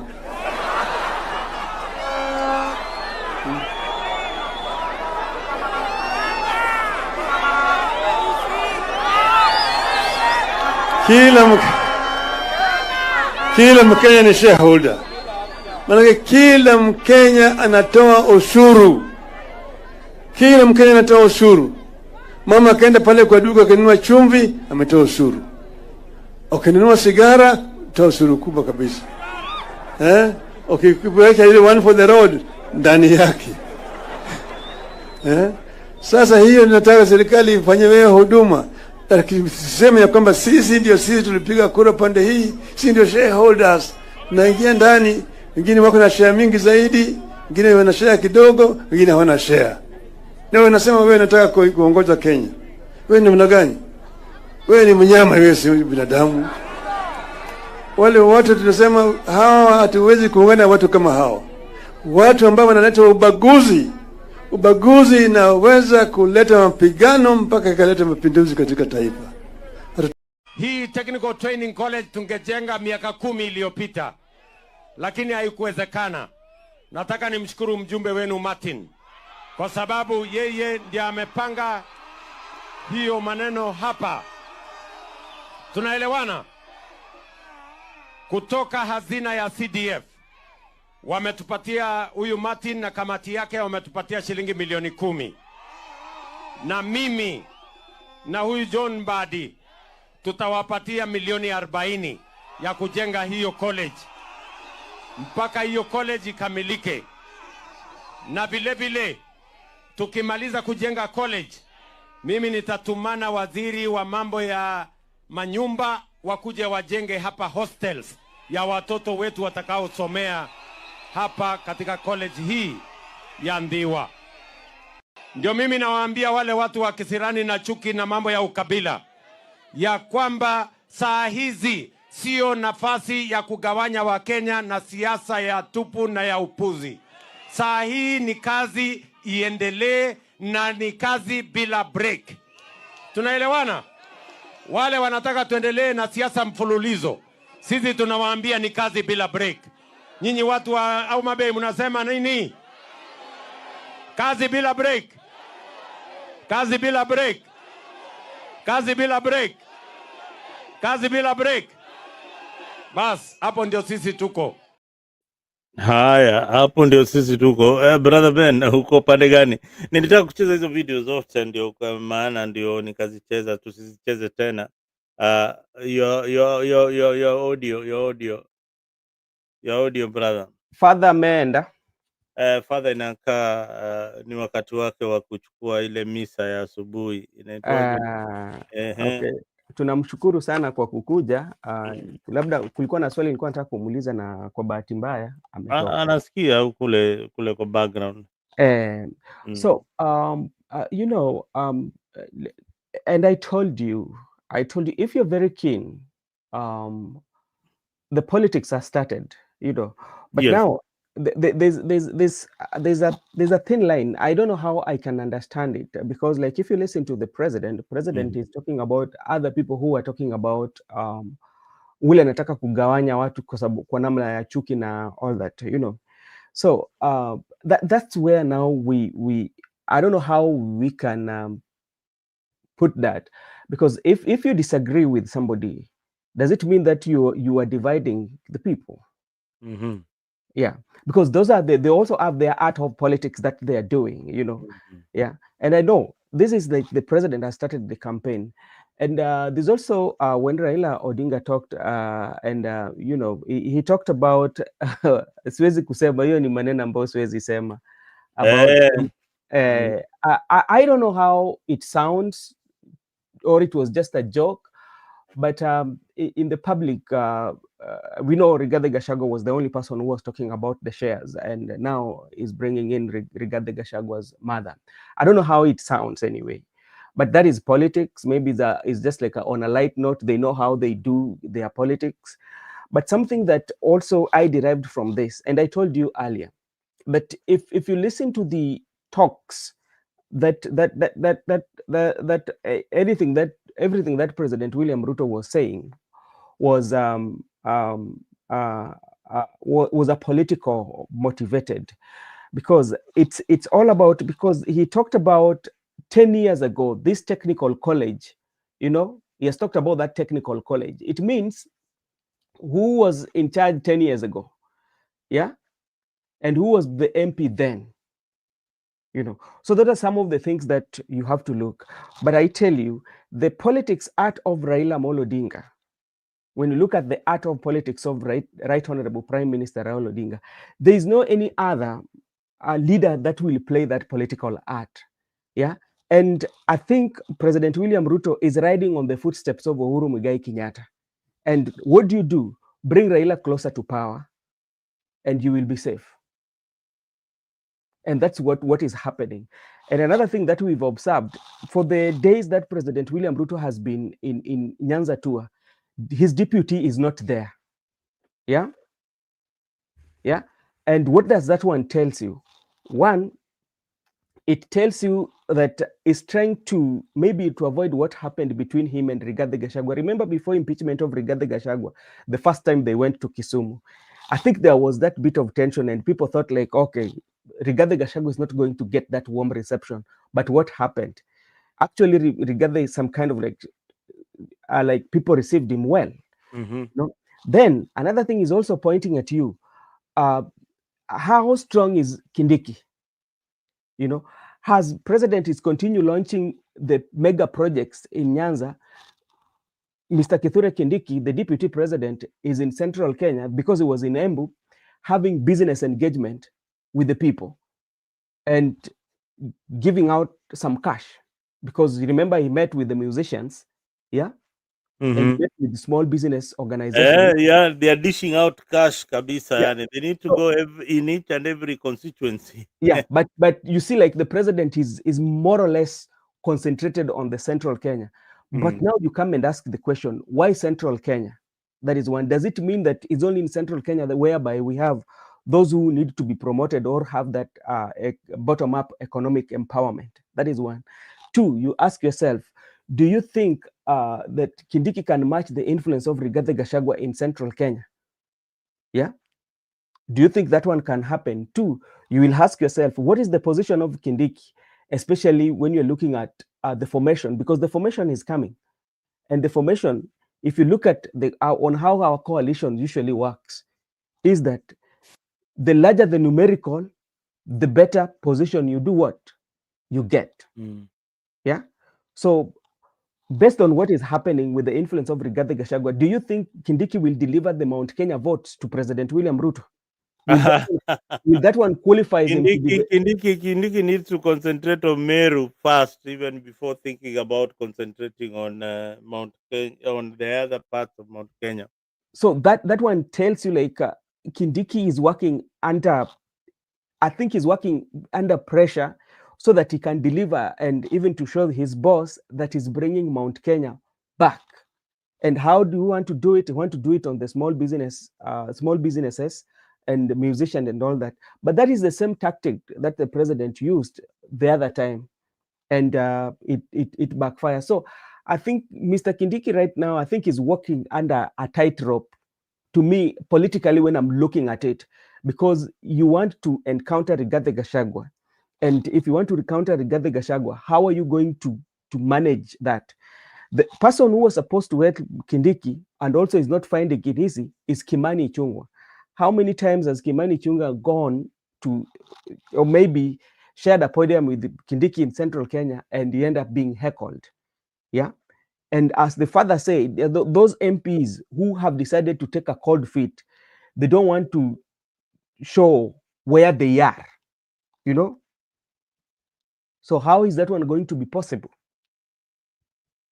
I think the politics in central Kenya will follow what Rigathi Gachagua is saying. Until maybe William Ruto has got some miracle that is going to play towards the end of this of his term to bring in the central Kenyan people.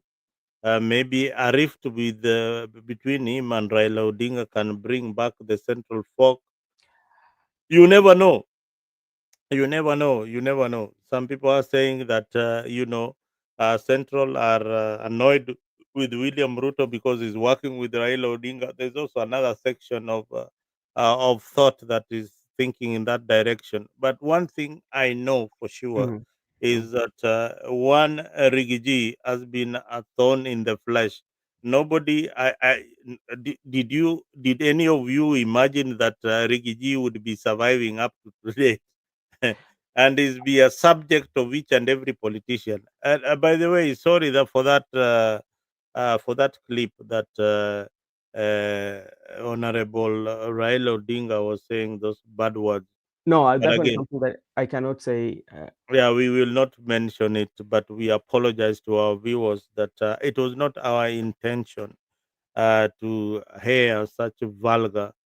We don't do that here on Africa, and we apologize to our viewers back at home. I know Bwana is called Rigiji will answer one Raila Odinga That within is the on next Sunday. 24 hours. Wait on Sunday. I Thank God. oh my God. I don't know. He will answer that within 24 hours. Rigiji achelewi. Eh, Amechokoza nyuki bwana. Rigiji atamjibu on behalf of whoever he was insulting. But anyway, let us just go back to the reality and look at the politics the way it is. Things that are shaping up the way Ben you have said. Everybody has taken sides right now at the moment. If elections were held in Central Province, then they would vote for Gachagua allies. And we keep on reminding you viewers that Gachagua has not indicated that he's going to vie for the presidency of yes. Kenya. Yeah. So don't be mistaken by propaganda running down that Gashagwa is indeed vying. Gashagwa is not vying.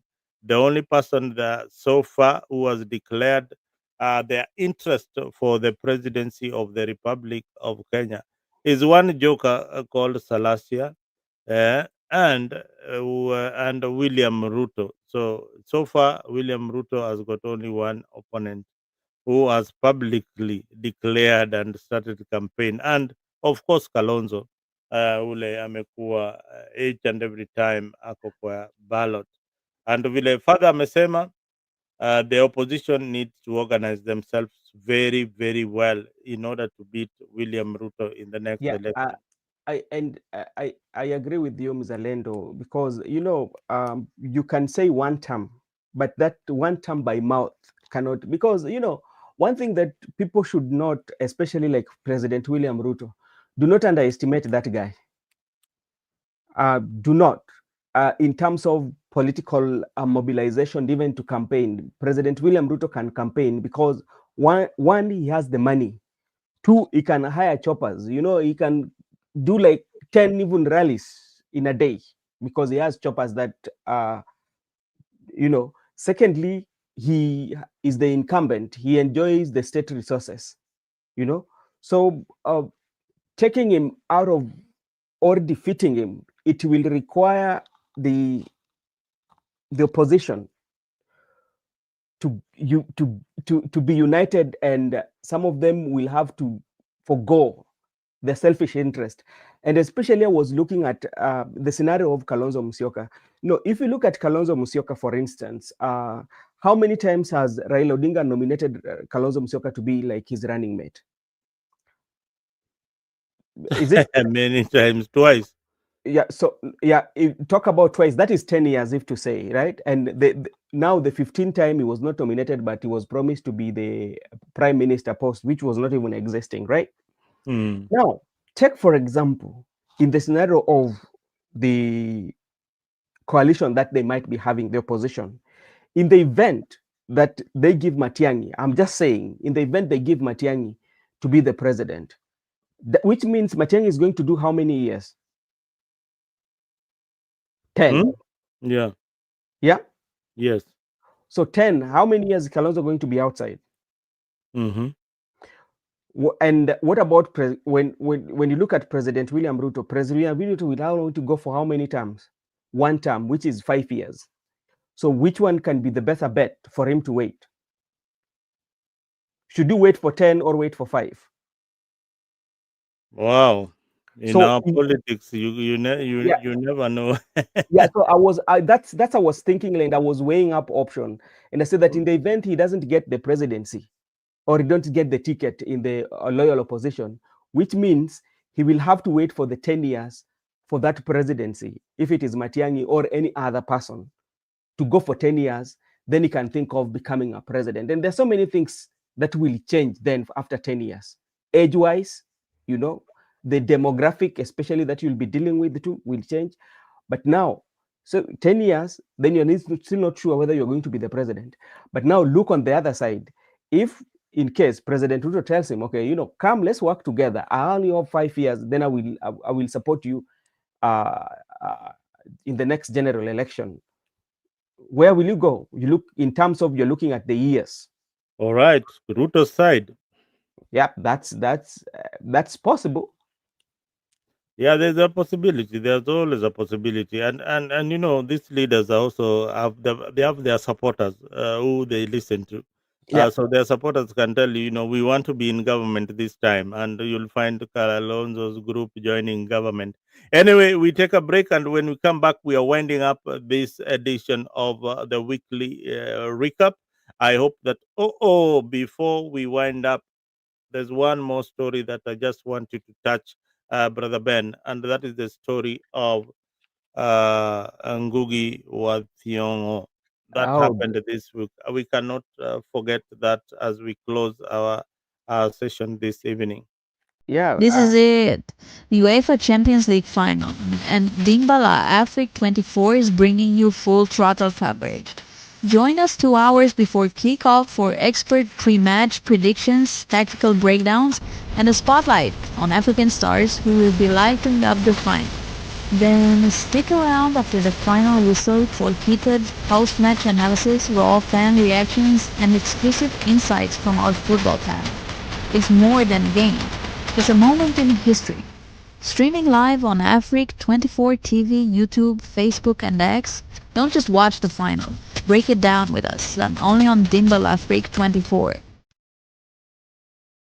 All right, don't forget to watch the Dimbal Afrique 24 and participate in the analysis that is coming this Sunday, post analysis on the finals between PSG and Inter Milan. So make sure that you are part of the conversation with the wonderful panelists led by Cortez. Lady Cortez akianalyze mpira pale, utafurahia sana sana. So make sure that you are part of that discussion. Brother Ben, Mhm. tafadhali, we Uh, cannot forget our eh, hero, yeah. somebody uh, who transformed this society, and that is one Ngugi wa Thiong'o. Yes. And something that something that I read about him, he like how he was exiled. He was in exile for quite a long time, and you know, and some of the books he authored uh, were very, very good books, storybooks. And I know is one person who advocated for the local dialect, especially like if kuna mahali alikuwa anasema kwamba kama hujapenda lugha yako basi inakaa you are enslaved, you know, but if you know your language and no other language, then that one is what you are empowerment, something of the sort. But like he was somebody who was fighting for the rights of the people and fighting also for independence, you know. But the only thing that we can say, we pray for the family, and and may the good God give them strength at this particular time that they are mourning the great hero of Kenya, who is their father, and may God bless them, and may God give them strength. Yeah, yes. Even as we draw this evening to close the program, I want to pause and pay a tribute to a towering pillar in African literature and thought, Ngugi wa Thiong'o, more than a writer. Ngugi was a revolutionary writer in his spirit, who shaped the narrative of our continent. Born in the struggle of colonial Kenya and forged in the crucible of the Mau Mau uprising, his words carried the weight of history and hopes to the Kenyan people. Through masterpieces like, if you didn't know some of his books, like Whip Not a Child, The River Between, and The Petals of Blood, he not only chronologically the past of his past, but he showed us the path toward reclaiming our culture and identity. Ngugi was bold. He was a bold decision maker. And when he wrote his English, people, read it from also walks of life, especially in Africa. And to his native Gikuyu was an act of deviance. And of course, he loved his community so much. So tonight, as we honor his memory, let us remember his words, his courage, and his unwavering commitment to the truth.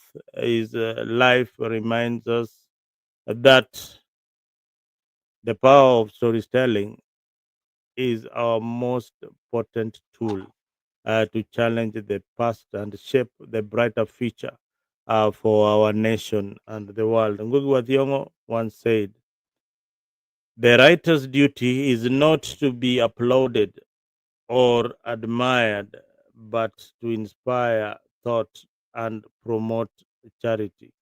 Today, we celebrate a man who did just that, a true giant who lived a full life and fought for the good of everyone in our society. So rest in peace, Ngugi wa Thiong'o. And thank you guys for who have been here with us in on this particular channel. Mzalendo, Yes, let me say sorry to Gibson Corner. yes. What did Gypsy say? But before you close, there are things that you need to watch, and this is something that I'm telling you. To going towards celebration on Yes. Monday. Yeah. Oh yeah. Hey, guzia kidogo bana. Unajua, you come from the lakeside yo. Kitu najua itakuwa mzuri kuliko zote. Entertainment. Entertainment. Angalia vile umeweka mkono entertainment. Entertainment. Yeah. I've been having some conversation with quite a few of those who are involved in entertainment. Ebu niambie what we expect bwana. No. Bring us to speed. One of the things that Oangla is going to be Madaraka Day Oangla. Yes, and Prince Inda will Prince Inda be in the house? I think Prince Inda will be there. Papati, There's also Kakatalanta. There's also the ones that are doing gospel, and it's going to be fire. They're trying to, you remember the one that happened in Kisumu? Yes, lakini one thing I know, hiyo Kisumu itakuwa shadow bwana. No, I'm telling. Do you know the governor of Homa Bay? That is where she thrives most. No, Entertainment. and Eh? that's why, like, I'm telling you, even like he started to host them, like something like 3 weeks ago. All the comedians from Homa Bay, all who is who in the Luo industry, Uh-huh. especially when it comes to entertainment. Yes. I'm telling you, They're already in town. they are there. Wako hapo. Yeah.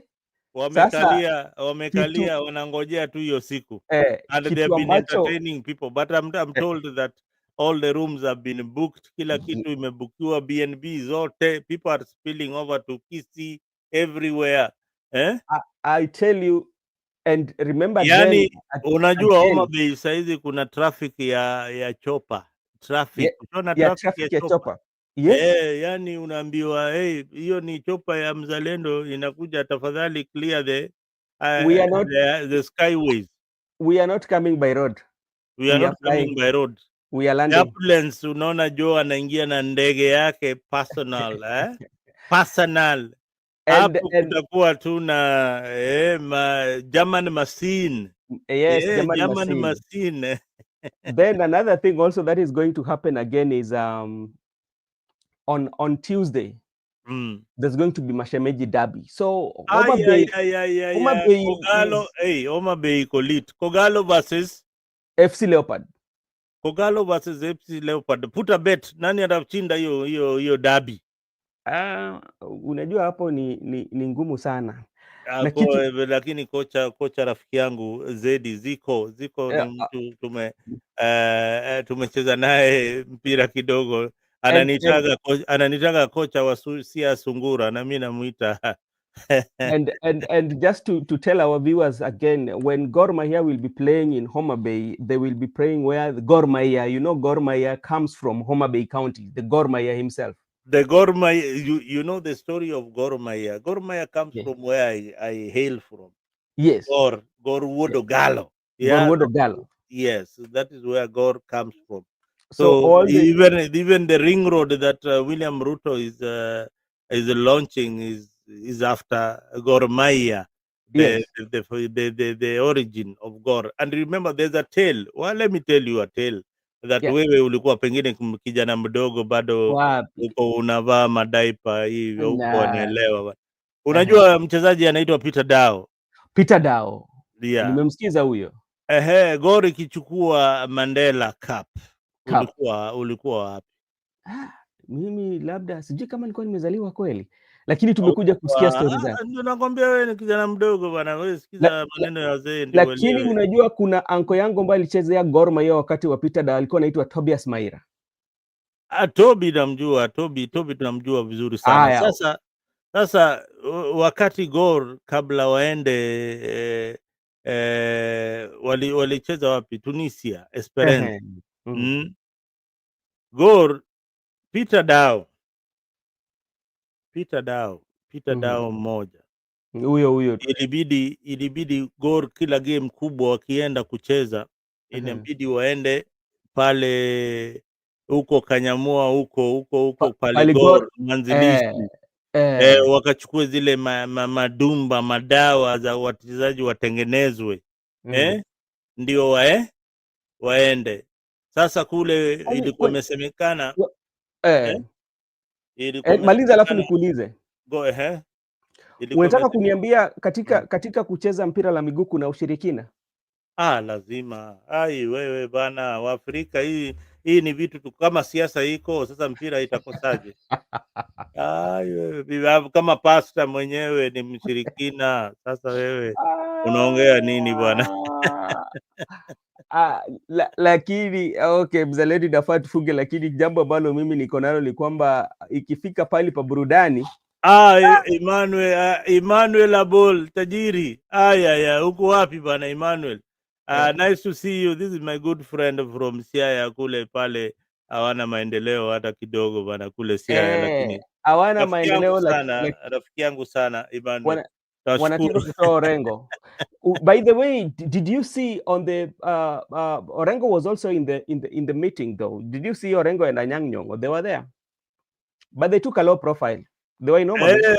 Unasikia Gypsy Kona ashaanza kukumbuka wachezaji wake. Miki Weche, Miki Weche huyo alikuwa anachezea FC Leopards. Au sasa unakumbuka kida Miki Weche, Mulamba, kuna Joka Denge, kuna nani mwingine anaitwa John Shoto Lukoye. Hao ndio walikuwa wamebebea wakati huo eh? Unajua hapa ndio saa zingine mimi huwa nashangaa kila wakati tunasema kwamba tunasherekea mashujaa, lakini wale ambao walituweka katika ramani la nchi lakini ramani la ulimwengu, huwa tunapata kwamba tukisherekea Mashujaa Day hawa watu waonekani ama hawatajwi, na unapata kwamba baada ya kucheza na kuweka nchi katika dunia, unapata kwamba maisha yao inarudi na kuwa maisha yenye si mzuri sana. Juzi kate tu niliona huyu alikuwa anaitwa nani, huyu mwenye alicheza Harambee Star wakati wa Renat Fabish, nilimuona nimesahau jina yake. Alikuwa mkabila gani? Pengine utaniambia. Alikuwa anatoka huku Coast, kama anatoka Coast, sijui. Anatoka Coast. Kuna show, I will look for that clip. But anyway, ile concerned ni welfare ya wachezaji. Welfare ya wachezaji. You know football, soccer, I always say soccer is a profession. Just like any other profession, like teaching, nani, kuwa daktari, kuwa mwandishi. Soccer player ni profession. It should be managed by professionals, you know. That is why a soccer player has got somebody called a doctor, an agent, ule anamwangalia anamfanya nini to negotiate for him. Na pia akona mtu anamuinvestia pesa zake. You know, the highest people paid today in the sports industry are people like Messi, Ronaldo. They are paid a lot of money. So the moment we take soccer seriously, it can be a very big employment honor to the country. Let me ask you a question, because like you are somebody who is in the especially like when it comes to soccer field, where do we go wrong, especially with our players, especially when it comes that you had like you are lucky enough to have international contract and you get this payment and you go do your professional game, you come back home and you find that the investment to sustain you along the way, you lose all the investment. That is where professionalism comes in. Once you start making the dollars, you know, these are players who most of the time they didn't have education in handling money. All right. So you need a manager to manage your affairs. You need an investor to tell you that this is where you need to invest some of this money, and you pay them to work for you. That is why you find professional players like those in Europe. Some mismanage their money through gambling or through addiction and pesa ikapotea. Yeah, so it requires a good discipline to be a sportsman. People like Oliech, they were not very disciplined in terms of how much they were earning, and the people they hired then to be their managers when he was in his prime, he hired his relatives. So those were not managers who could manage the money that he was getting. So akikuja pale amekuja na ka Chrysler nini nini, yeye kazi ni kujivinjari na wadada pia wamwachi kando bana, mayai pepe wamwachi. So unapata most of the players at the end of the day they don't get returns even when they retire. They Yeah, have got nothing to cling on.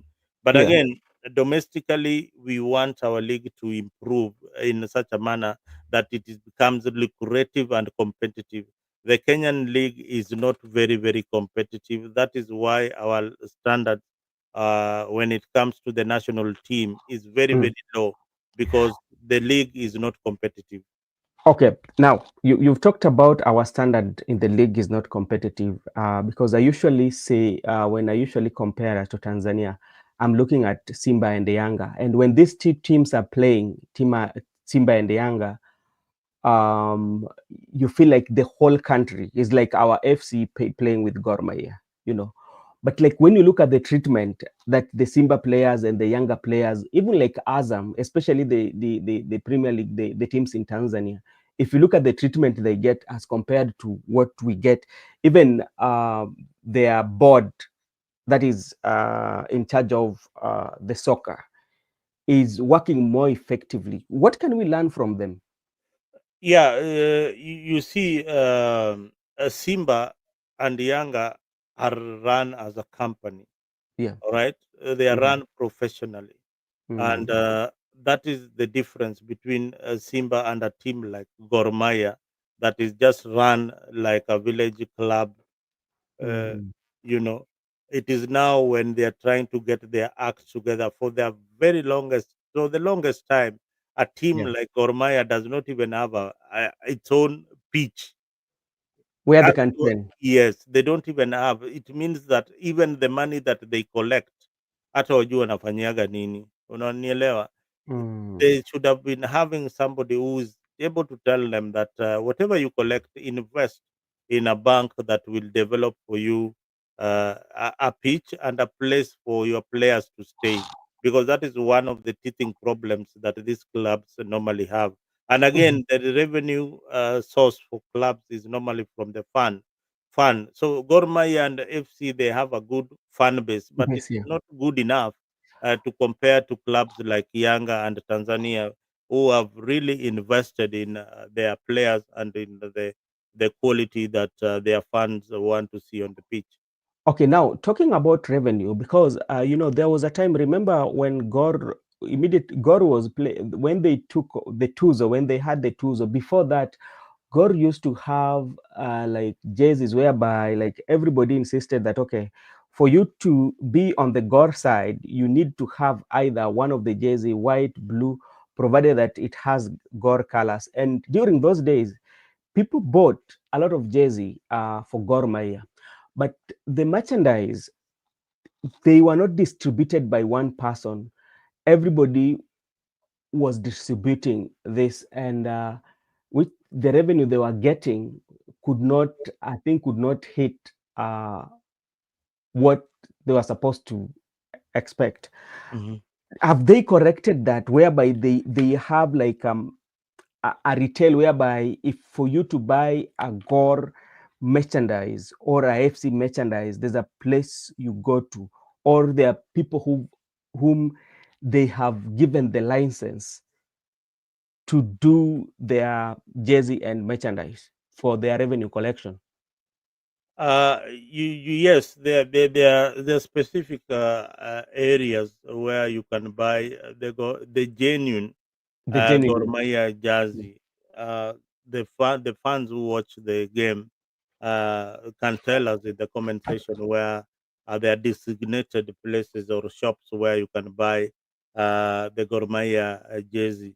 So, for just as you said, at one point, Tuskies were selling the original jerseys for Gor Mahia, but there's a lot of counterfeits. Again, that is what is affecting Mhm. our teams. They can't raise enough revenue to support the clubs.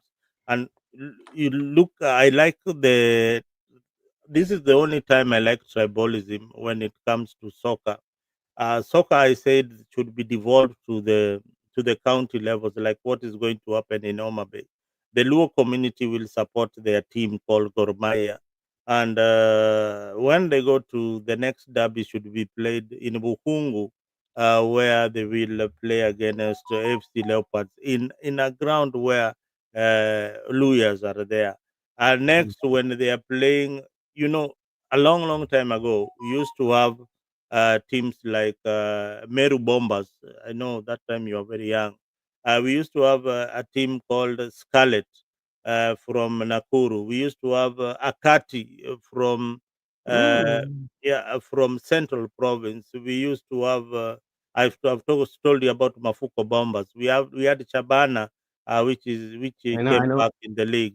So we Hmm. had Chabana, and we had Louis Reunion, which was What about Kisumu Poster? Kisumu Posta came from Kisumu, and we had Steamer also in Kisumu. So Okay. those are teams that were very, very. We had also Waterworks. Yeah? Mm. Those are teams which were very, very, very What about strong. Rivertex? River Talks came from Eldoret. So you Mm. see how the teams were divided. So when Okay. you go to play with the Rivertex in Eldoret, Yes. nakwambia hapo hamtoki na points tatu, mtawekwa mabao. Na Gypsy Corner, thank you for reminding me of all these players. I played. You wouldn't believe, but I played Michael Koth when he was in Itirio. In fact, injury yangu ya kunitoa kwa mpira, nilikanyagwa magoti na Montego, hii magoti karudi pande hii. That was the end of my career in soccer. But Michael Koth was a very, very good goalkeeper, and at the same time, he could transition to a striker and play up front. I remember the game between Burkina Faso and Harambee Stars at Nyayo, not Nyayo, at Kasarani. That game is one of the games that I will always remember in Kenyan soccer, where we came from behind. It was 3 something, and the game ended up 4-3. That game was very, very interesting, and Michael Kott Hmm. scored a goal then. Hmm. So those are the days when soccer was soccer, and the soccer, I say that apart from just looking at the clubs, Mr. Ben, Yeah. soccer should be devolved in into in schools, right from primary school. Soccer should be taught on a serious basis. Sports should be taken seriously. That people who are talented in a particular fields like volleyball, like Hmm. athletics, like soccer, they should be encouraged, and the schools should have the facilities. What we lack is proper infrastructure. Yeah.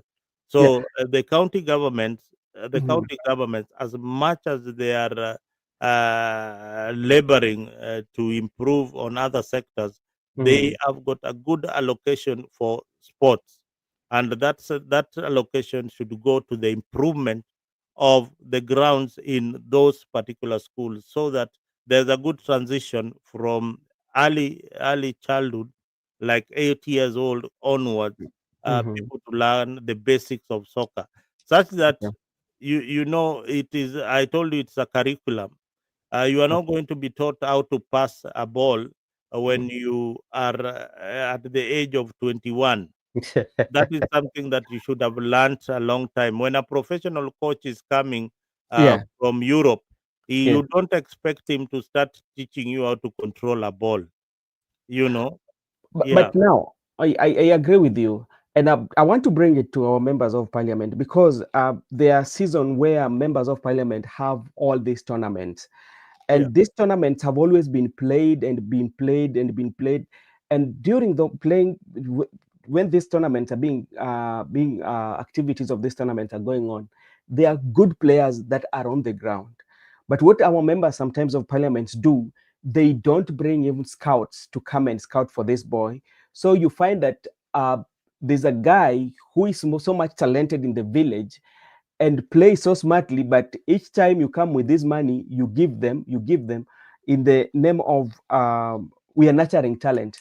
How can you nurture that talent? And this guy has been playing for over 5 years, yeah, and you've been given money. So what do you think you personally you can do, especially like members of parliament when they are having this their tournaments, I because I I know I it's part of campaign. I think when members of parliament are having these and and it happens mostly in Luo Nyanza, Yeah. and where we have got these soccer tournaments organized by the local leaders. The MC has got a tournament, the MP has got a tournament, the women rep is organized a tournament, the governor is organizing a tournament.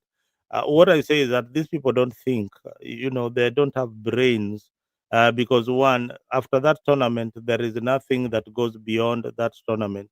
That is Yes. the end of it, and Yes. you have not even invited scouts to nurture talent, especially at the grassroots. What And what I emphasize on is that soccer should be they should play like where I come from. Oma Bay has got how many wards? They have got I think 40 wards. Yeah. Mhm.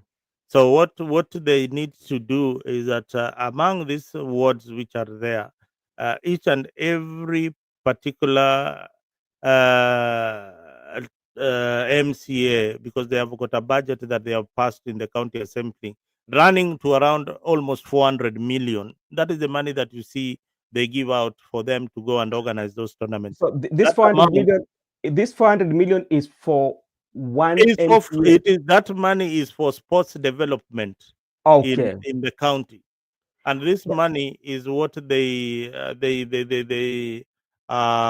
hiyo ndio wanakula, hiyo ndio pesa wanakula through corruption. But what they Mm. need to have is a league that runs from January and ends in December, played across the county. That Yes. way, they sustain the momentum, and a coach or a scout is able to come and know that on this particular day, or on this is the season for soccer in Homa Bay. This is the Yeah. season for soccer in Migori. This is the season for soccer in Kisumu, especially the local league is being played in Mhm. these particular areas. So I need to go and scout for players. Without that, we are going to have what we have in Kenya, trying to struggle to play in the African Cup of Nations, but we don't know the root cause. We think that it is the players, but the root cause, it is us. We have decided not to manage soccer from the grassroots, not to manage. But I think Hussein Mohammed and Mariga, especially Hussein, he understands about grassroots football and is going to make a difference in that sector, the new management. Ukiwa na connection, leta huyu jamaa tumuulize maswali. Tunataka kujua how are they going Yeah, to yeah, release. yeah. Yeah, Hussein Super 8, kama unanisikia, tunakuhitaji hapa Afrika,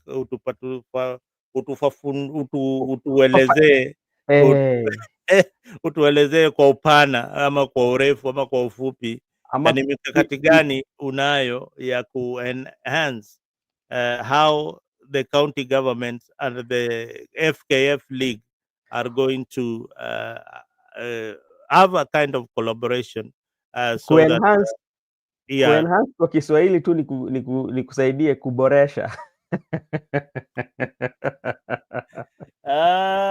Mswahili msemi hawa Wajaluo Kiswahili si mdomo chetu, lakini kwa hayo machache tunamaanisha tumemaliza kipindi chetu.